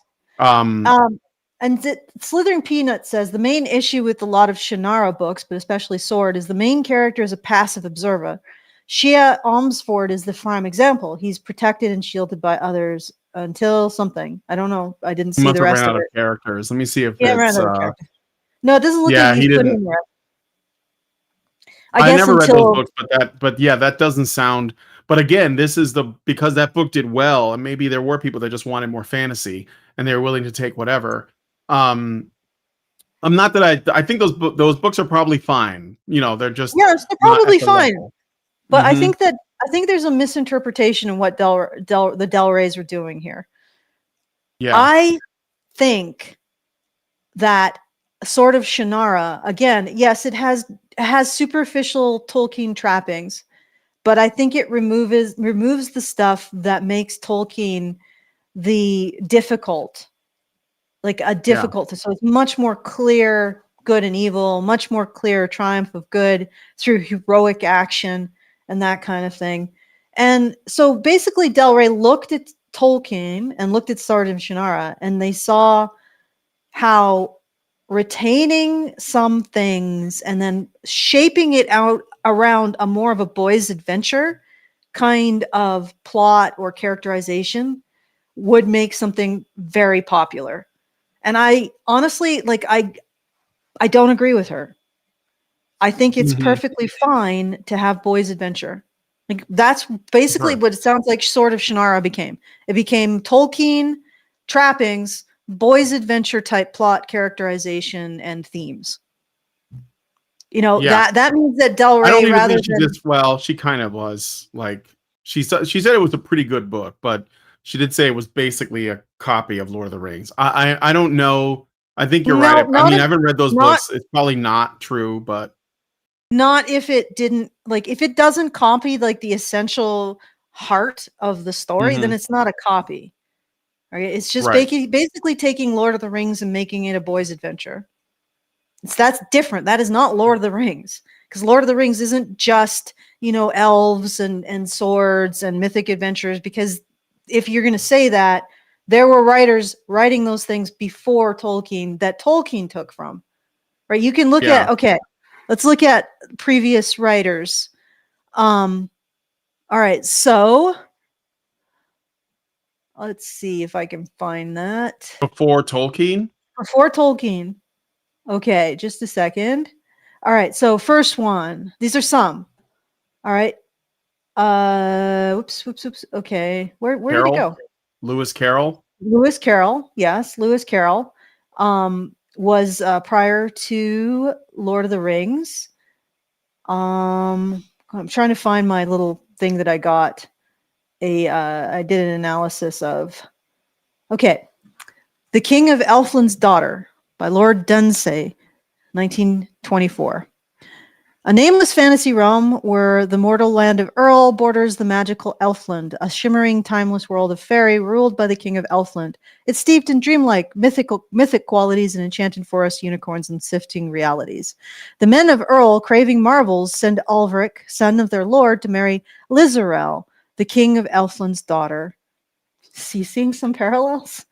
Armed with a magic sword, Alfred woos her, but their marriage falters as Lizarel struggles with mortal life. Their son, Orion, grows up caught between worlds, hunting unicorn. Okay. So Dunzel's lyrical prose and archetypal world influenced Tolkien's depiction of ethereal realms like Lothlorien. All right. So The Worm Ouroboros is another one by E.R. Edison, 1922. Mercury, a fantastical planet, not the real one, hosting the kingdoms of Demonland, Witchland, Goblinland, and others. It's a baroque, pseudo-medieval world of towering mountains, enchanted citadels, and heroic warfare, populated by human-like races with mythic undertones. Summary. The lords of Demonland, Jus, Gori, Goldri, Bluzgo, and Brandok Daha battle King Goris of Witchland after he demands their submission. The conflict spirals into epic quests, including Gorley's kidnapping to a magic mountain, rescues via hippogriff, and sorcery-driven betrayals. The narrative loops like the titular serpent as the heroes, victorious, wish for eternal conflict. It blends North saga-style heroism with Renaissance flair. Okay, significance. Edison's richly detailed world, heroic tone, and invented nomenclature. prefigure Tolkien's epic scope. Tolkien admired the style, although he critiqued its amorality. Okay, The Wood Beyond the World by William Morris, a medieval-inspired fantasy land with enchanted forests, mystical cities, and realms like the Bearfolk's Savage Hills. The world feels proto-Middle Earth with a blend of chivalric romance and fairy tale magic, including a mysterious maiden and a malevolent queen. Golden Walter, a young merchant, flees a troubled marriage and sails to a strange land. He encounters a beautiful maiden enslaved by a sorceress queen and her consort, the king's son. Walter and the maiden navigate treachery, magic, and wilderness to escape, ultimately finding love and a new kingdom. The story is a quest-driven romance with lush, archaic prose. Okay, and then The Well at World's End by William Morris. Ralph, youngest son of the king of Upmead, seeks adventure in the fabled Well of the World's End, rumored to grant immortality. He encounters Lady Ursula, faces trials, bandits, tyrants, and a seductive queen, and navigates a war-torn land. Their quest for the Well blends romance, heroism, exploration, ending in personal fulfillment over power. Fantasies by George MacDonald. Anodos, a young man enters fairyland on his 21st birthday. His journey is a surreal odyssey through enchanted landscapes. Ooh, this is Isekai. Facing dangers, pursuing an elusive marble lady, and grappling with his own flaws. The narrative, rich in symbolism, explores spiritual growth and redemption, ending with Anodos' return to the mortal world. Significance. MacDonald's dreamlike world influenced Tolkien's portrayal of mystical places. For example, Mirkwood. Okay, so C.S. Lewis cited fantasies as a key inspiration. The Princess and the Goblin. Princess Irene, aged 8, discovers a magical thread from her great-grandmother who leads her to rescue Curdy, a miner's son from goblins plotting to flood the castle. Curdy's bravery and Irene's faith thwart the Goblin King and Queen. The story blends adventure with moral lessons set in a proto-fantasy world. Actually, I think The Princess and the Goblin was animated at one point back in the day. That's really familiar to me, The Princess and the Goblin. Yes, probably was. But when you read all of this, these tropes pre-exist Tolkien, right? Sword of Shannara draws as much from this as Tolkien. And I would argue the thing that Tolkien makes or creates that's different is, again, that heart, that moral heart of his story, which is this kind of depiction of evil as being able to seduce anyone. And that, I mean, it's just fraught. It's just something that gives you shivers, the entire story of Frodo, and how little he got from the burdens he bore. Right. And how much he sacrificed for them, and the fact that he ultimately didn't win. I mean, this is a story. This is like something that's just really like it kicks you in the gut, and that is what I think that Tolkien truly did differently. So, Sword of Shannara isn't that.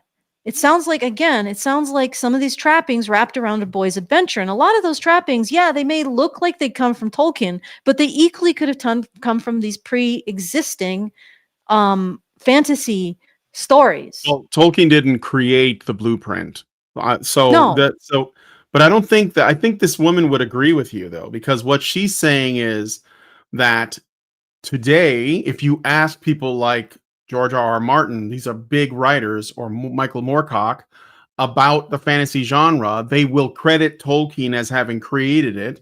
And she's saying that's not true. But then she goes into Del Reys, who basically created because the Del Reys believed that Sword of Shannara was a ripoff of Tolkien, which she agrees with, I guess, in terms of like having all the trappings of the surface level things. But I don't think that she thinks that there was nothing before Tolkien. I think that the Del Reys were acting as business people on the popularity of Lord of the Rings, and then the subsequent popularity of the Sword of Shannara for being similar to Lord of the Rings, at least on the surface. And I think that the Del Reys, from what I can tell, because I looked into their background a bit, they're not Christians. They are probably atheists. And so they don't see the deeper themes like running through it, or they didn't at the time. They just saw like the surface level things like magic and dwarves and men and, you know, probably orcs or whatever, dragons. And they were like, oh, this is the same thing, without like looking deeper. And I don't know if the person who wrote Sword of Shannara also had, you know, maybe like similar religious views, or they were sympathetic to that or whatever, but it sort of doesn't matter. I think that without that element in it, you're going to miss what Tolkien was saying. Also, the Del Rey's probably never been to war. So there's like, you know, there's a lot of stuff that they didn't see at all, because remember, they emerged in the 1960s. So this was like well after that, and they probably didn't fight in any wars. I don't know for sure, but I looked into it, and from what I can tell, there isn't a lot of information out there. So, but okay, so Slithering Peanut, I've just put the list in Ask Allison in our Discord. So I hope you're in the Discord. I don't know how else to get it to you, because it's going to be way too big to put in a comment. Well, you can get into the Discord for free by going to feedthebadger.com. What is it? BadgerNation.online. BadgerNation.online. Yeah. The Slithering Peanut says this woman would not agree. She already assumed that Shannara was a direct copy. Yeah, I like what I'm basically arguing. Yes, she says that there's stuff before Tolkien, and I'm arguing that Shannara may have been inspired by that stuff, or even maybe it did take Tolkien's trappings directly. But what makes Tolkien's work, Lord of the Rings, separate from that category is the central story of a man with a problem, which is Frodo. And, you know, it's the world's problem, but he takes on that problem and tries to fix it. That central story is what Tolkien added, and it's what makes it so powerful. Other people have done the world building, the elves, the dwarves, everything else, right? That's a lot of Norse mythology, you know. Yeah. But Tolkien created that emotional, that conflict that resonated with so many people. And so what I'm saying is, even if this guy took the trappings, this isn't a Tolkien ripoff, because he's leaving the story. He's leaving that essential man with the conflict and the type of conflict. Instead, he's focusing on Aragorn, or in the other one, what was the first one that was mentioned, which was no. He's not focusing, like Sword of Shannara isn't focusing on Frodo. He's choosing Aragorn, which is the same as Ulfric in The King Elfland's Daughter, or similar to that character. It seems like the story seems to be similar, or even Ulfric's son Orion, who is part elf, and that is from The King of Elfland's Daughter, right? So I mean, he's choosing that to focus on. Like, he's completely shifted the protagonist, because that protagonist is easier to cast in a boy's adventure. And ultimately, if you're going to have a problem with that, you're going to have a problem with an entire genre built for boys to enjoy, or young men to enjoy. And, you know, I know that Tolkien had these really deep themes which made him so unique, and deep emotional story. But I can't say that, you know, they took some of the stuff, turned it into a boy's adventure, and then sold a hell of a lot to boys and young men because they enjoyed it so much. I can't have a problem with that. And also, I don't think that stopped another Tolkien from emerging, because Tolkien didn't emerge because a bunch of Del Reys said, hey, oh yeah, this is the next big thing. He emerged grassroots by appealing to people who really wanted to read a story about morality framed in that way. Okay? So, yeah. I mean, I think that pretty much is me disagreeing with the entirety of her thesis. I think she needs to look bigger and consider that there's a lot more areas in which we don't have a Tolkien or a Cloud Shannon. Like, we're missing these creatives. And look at bigger dynamics for this to explain this, is what I'm getting at. Sure. And also, I don't think capitalism is to blame. No, I don't think so either. All right. So I mean, you can agree if you want. Like, that's with her if you want. That's my opinion on what she said. No, I don't. Yeah, I agree. Let's get, so, you know, she lays out the formula. We should, because I got a patron show I got to do. Yeah. So here's the counter formula, which is basically the reaction to the formula. Del Rey formula. This, then, a literary world saturated with Del Rey's factory-produced Tolkien knockoffs and those paperbacks mass-produced by Del Rey's imitators, was the world in which the second actor in our drama opened his eyes. Enter Michael Moorcock. I want to mention, there were a lot of writers who came to react negatively to the proliferation of the Del Rey's philosophy. The main reason I've singled out Michael Moorcock is because he is often styled the anti-Tolkien, and he was particularly vociferous about his dislike of what he deemed Tolkien-esque speculative fiction. He was also very influential. Many other writers took their cues from him. Now, this video is not concerned with Moorcock's work as a writer, but rather with his more influential role as an editor and generally a tastemaker in the world of speculative fiction. In 1964, Moorcock became the editor of New Worlds, where he would remain, besides a brief 5-year absence from 71 to 76, until 1996. It was here, within the pages of New Worlds, that Moorcock would champion what he deemed a counterculture revolution against this world that had been, by and large, created by the Del Reys. His very first essay for New Worlds published in 1964. What? Why does Moorcock take aim at Tolkien? Instead of a Del Reys? Yeah, here's the problem with this. And this is what's really annoying. Tolkien's work is not Sword of Shannara. He didn't focus on the same things as Sword of Shannara is. Sword of Shannara is Tolkien trappings, or trappings of this kind of Norse-based epic fantasy, which existed before Tolkien, placed in a kind of a boys' adventure type tone. Okay? And yes, I agree with her on one level. I find almost all epic fantasy to be boring as hell. I'm not the target audience. Okay?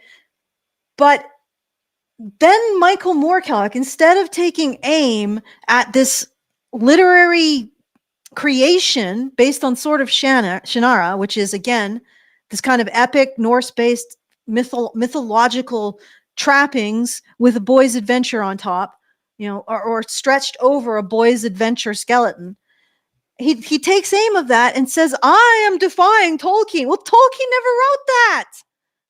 Well, the truth is, Allison, it's not even the fault of Sword of Shannara, the writers of that book.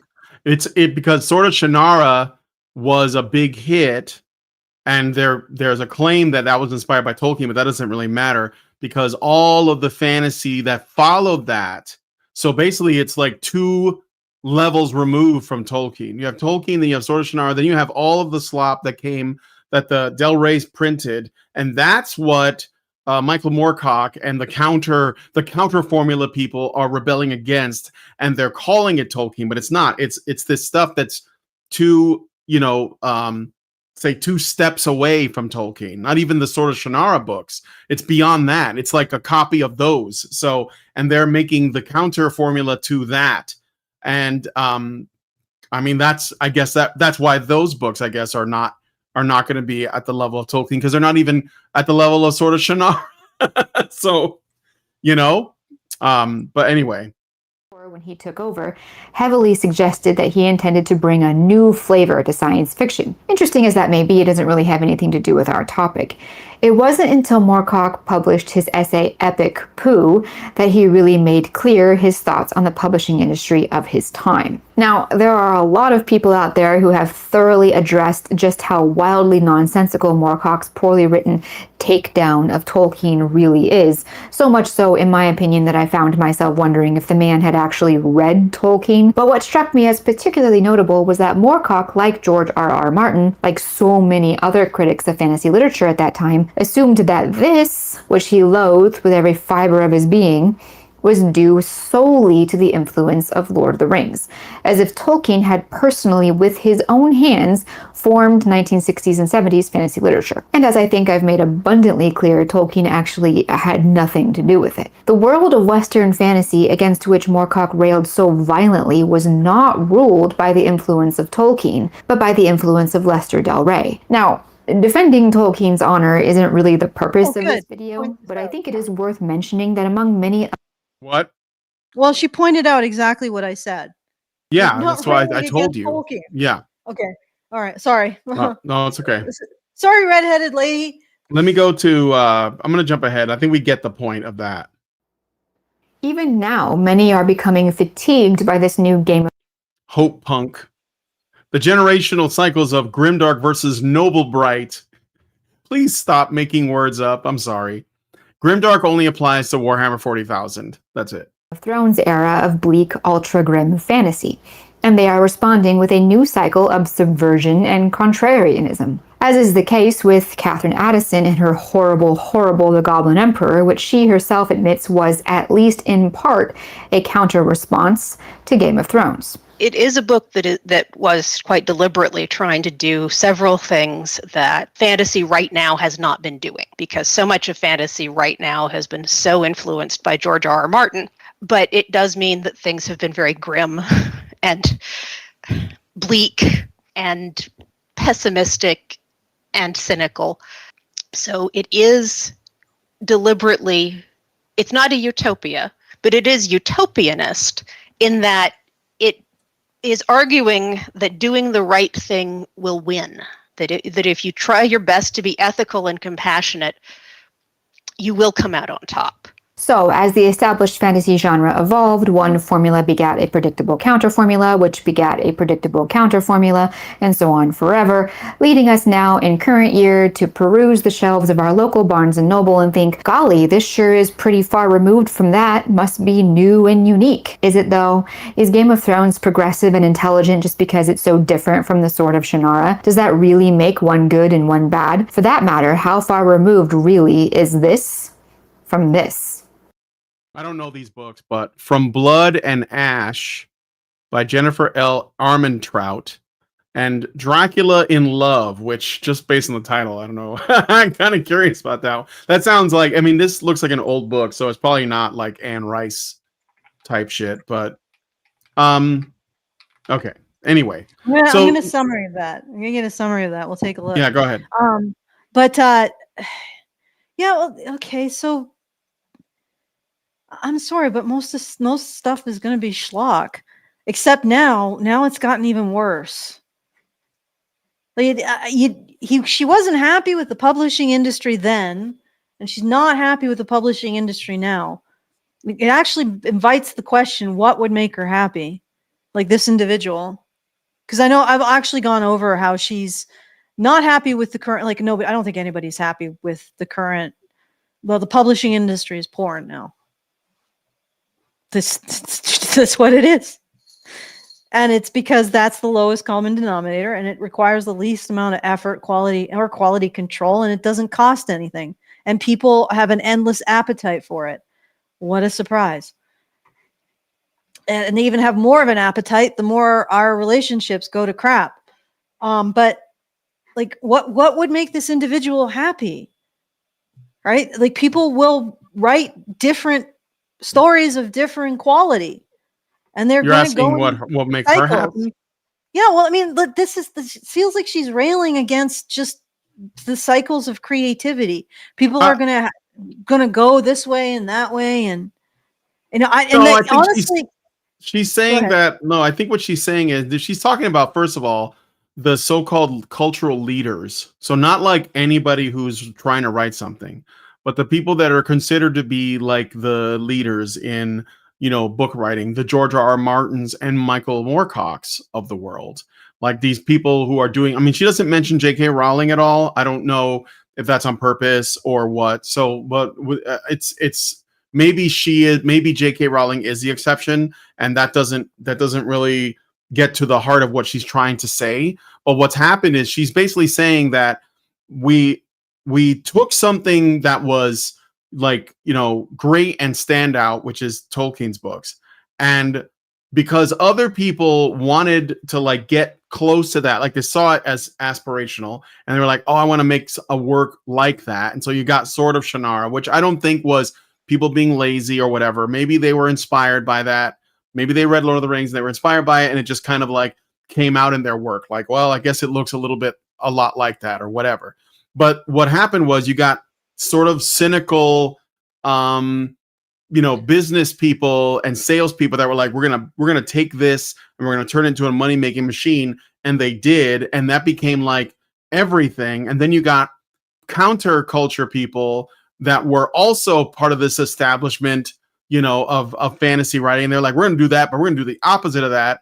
And then they started following a formula that they thought was original, but it was just an inverted version of the other formula. And then you got like people saying, well, this is also grimdark and I'm it's nihilistic and I want to do something different. And so they like go back to the way we used to tell stories, but they think it's new because they've been steeped in this darkness for so long. And she's saying that we should stop looking at this as a series of things to react to, where you're like, oh, I don't like, Lord of the Rings, so I'm going to do the opposite of Lord of the Rings, or I don't like Game of Thrones, so I'm going to do the opposite of Game of Thrones, or whatever, because you're not allowing yourself the space to like actually do something different, or like at least something that you think is authentic, which is the most important thing. And that's what she says, like, you should make something that is authentic and stop worrying about like whether or not you're doing this right, because that's the problem, is that there were these rules, like they were like, well, fantasy has to have these things, and they're like, well, why is that true? And it ended up limiting it, right? And she's saying that it's just become a derivative of a derivative of a derivative, even if it's inverting the characteristics, and it's actually become stagnant and stale. And she's saying that we need to like break out of that cycle, basically, of move, counter move, right? Because that's where it is right now. That's what I think she's saying. Okay, fair enough. I'm sure, but that's really not like, the thing is that they're just do it. Like Tolkien. Yeah, that's what she says at the end. But like we are looking at the state of things now, which she mentions here. I'm going to play this bit. Mass-produced food makes people unhealthy. The same goes for mass-produced entertainment. We've entered an era when all Western entertainment is corporate formula slop. Yes, all of it. So, if even our fantasy literature can only be more mass-produced entertainment for the sake of entertainment, at some point we're going to reach a kind of Twinkie entertainment critical mass as a civilization, if we haven't already. Now, don't get me wrong. I think stories absolutely must be entertaining. I think it is a storyteller's obligation to entertain their audience. However, if entertainment is the publisher's only aim, then I think they've missed the point by a country mile. Also, I think allowing a bunch of corporate overlords to decide how it is that we are entertained is troubling. Additionally, there is a difference between following popular trends and adhering to an industry formula. One is organic and follows its own natural path and life cycle. The other is corporate and profit-driven. And the thing is, because that machine and that business model exists as the foundation of Western publishing, it's basically impossible for anything other than Twinkies to ever be published. And in the rare case that such a book is published, it's an absolutely Herculean task. Is it possible to save Western fantasy publishing? I don't know. Listen, nothing is stopping you from writing a great fantasy novel. Nothing is stopping you from ignoring what is or isn't part of the formula and just writing what you want to write. Whether or not you'll be able to publish it is another matter. But the fantasy publishing world, such as it is the world that Lester Del Rey built, and it's the one we live in. Maybe we can fight not anymore. In its formula engine. Maybe we can't. Maybe knowledge like this will lead some writers to despair and put down their pens forever. Maybe this knowledge is driving force enough to make that one person out there write the masterpiece that ends up on the shelf next to Lord of the Rings. Who knows? Okay. All right, I'll just stop it there. I think that's basically where she leaves it. I agree and disagree. First of all, I hope she's not really putting her guns against entertainment, because that's not why everything is awful now. Because people are like, oh, let's entertain the audience. It's awful because the writers, these individuals, are buying into a moral landscape. I call it the intersectional ziggurat. And that turns their work not into entertaining an audience, but dominating the audience morally and trying to get the audience to conform to the static categories in the intersectional ziggurat. So you're on this level. These are the people below you. These are the people above you. You stay there.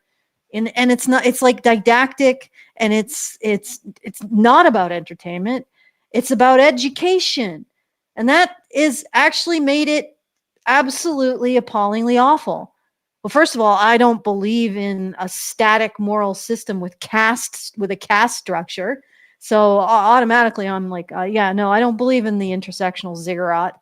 But also the aim has made it so every bit of craft, which is what makes things entertaining, is gone because it's not compatible with the mentality of the intersectional ziggurat.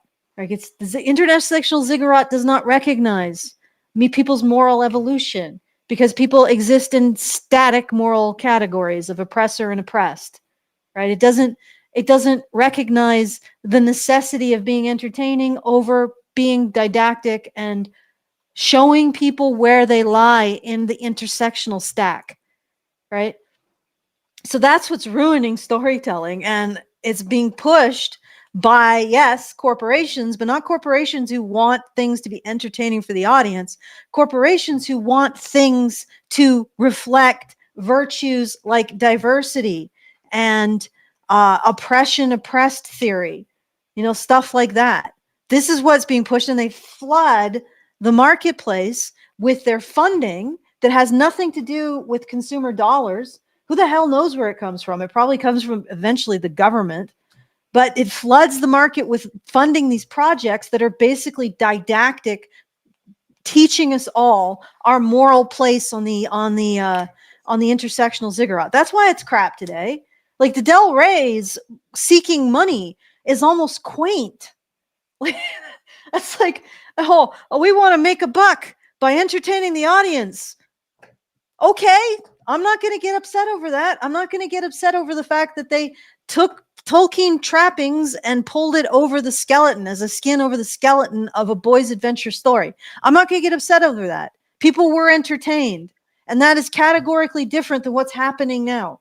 It's either didactic, moralizing, and it's a set of morals that is incompatible with character arcs, with humor, with people learning things from each other, unless you're an oppressor checking your privilege, and you're the oppressed learning how much has been taken from you, or other crap like that. Then that's why the plots seem to be divorced from the actual character evolution, because they can't write character evolution. The intersectional ziggurat is like a freaking endless dumbing down of people's understanding of each other into the most simplistic dichotomy. And you can't write complex character interactions. You can't write complex character evolution or even simple character evolution, because it all is subsumed into the intersectional ziggurat. I should draw this stuff out someday and do it standalone to explain it. But anyway, you can't do it. Their morality is incompatible with the craft necessary to make good stories. That's probably another reason why Tolkien. Well, yeah, I mean, yes, I think they need something a little bit higher to aim for than the intersectional religion. Yes, and to apply something more, let's say, transcendent in their thinking. This might be the reason why Tolkien was successful where so many others failed, and C.S. Lewis for that matter, because the Chronicles of Narnia is still a big deal. The other thing I would say about the Del Reys is that the problem was not that they were greedy or seek profit above all else. The problem was that they were risk averse. So because of that, they wanted to play it safe, and they were concerned with safety, which stifles creativity. So, that's pretty simple the way I see it. Exactly. We probably, and in terms of what I'm saying, it's incompatible with character arcs, because in order to write character arcs, you have to, as a writer, you have to be willing to understand people who disagree with you or who are genuinely different than you, and not in a check your privilege way, but extend yourself to understand how people think who are not you. And if you know anything about intersectionality, everybody who disagrees with you is actually an immoral demon who deserves to be politically executed. This is they don't think. I said, yes. They don't regard people who disagree with them as legitimate. So they have no tools to really model someone else. I mean, in fact, they did. they'd probably be socially ostracized by their fellow travelers. So it's like it's an endless, stupefying, stultifying, and you're right, it's risk adverse, and it's also very dumb, and it does not lend itself to good craft. And I don't like I said, I think the Del Reys are the least of it at this point, the least of it, and I don't think you can blame them for not having another Tolkien. Their whole framework could have been abandoned a long time ago, but instead everyone operated within it. So that's why we're in the place we're in now, because people are still referencing it through that paradigm, and all they got to do is escape the paradigm, just walk away. Yeah, and they could like write things again. So, but I got to do a officially published. Yeah. Okay. Yeah. Okay. Right. I got to do a Patreon show. This has gone longer than I expected, but I will ask this though, because I was talking to, maybe I'll do this in the Patreon show. We'll talk about this. I was thinking about like what books could also really make for good film or TV adaptations that are fantasy, that like, just like, don't say anything now, but I want you guys to think about it. Like, what's a fantasy book that you're like, and look, not with current year Hollywood, I mean like when they, because we got like all kinds of new people, like young hungry people that want to make movies, they want to make shows, they want to make video games, whatever, and they need material. And I think that there's a lot of old material that's very rich and, could create a brand new sort of interest in these things. What are some that you thought about? I would like to see the Icewind Dale trilogy or the Dragonlance books adapted, for example. I think that could be really cool. But just let me know what you guys think in the comments. So do we have any more thank yous to give? Oh yeah, we do. Richard Bier put in $500. So thank you. Thank you, Richard. That means we are at, actually this is a very heavy month. So thank you for doing a lot of the heavy lifting, everybody who did. Big thanks to Richard, and big thanks to OKFS for $250. And I think we are, well, that was before the show. Dark World Moon. Thank you for Dark World Moon for $250. And I believe that would put us at about 895, I think, about there. 895 left to go. Hopefully we make it. It's got a little bit of time left on the clock. If anybody wants to put in some more on, in at the last moment, that would be great. And feedthebadger.com/support to do so. And again, maybe I will just do a standalone that just explains the intersectional ziggurat and how it destroys creativity in writing. That might be interesting for people, because I think they're the people who are there, like the people in the writing sphere that aren't wrapped around woke so tightly that they're sucking their own whatevers. I think they're noticing that something is really wrong, but they haven't quite got to the point to realize what it is, where the stink is coming from.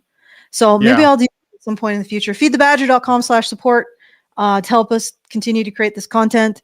And I think feedthebadger.com/justthetip if you want to actually send us a message with a tip, and badgernation.online if you want to join us in the Badger Discord. I'll do one last check, and then I'm going to hand it back to you, Brian, to take us out. One last poke of the bowls. I don't see anything, so back to you, Brian. Okay, well, if you guys like this video, please hit like, subscribe if you're not already subscribed, hit the bell for notifications, leave us a comment, let us know what you guys think about what we talked about on the show today, and please, please, please share this video, because sharing is caring. Thank you guys so much for coming on today's episode of Maintaining Frame, which probably should have been Red Pill Cinema, and we'll talk to you guys in the next one. Men's rights activists are machines, dude, okay? They are literal machines. They are talking point machines. They are impossible to fucking deal with, especially if you have who have good memory on top of that too. Holy shit, you're fucked.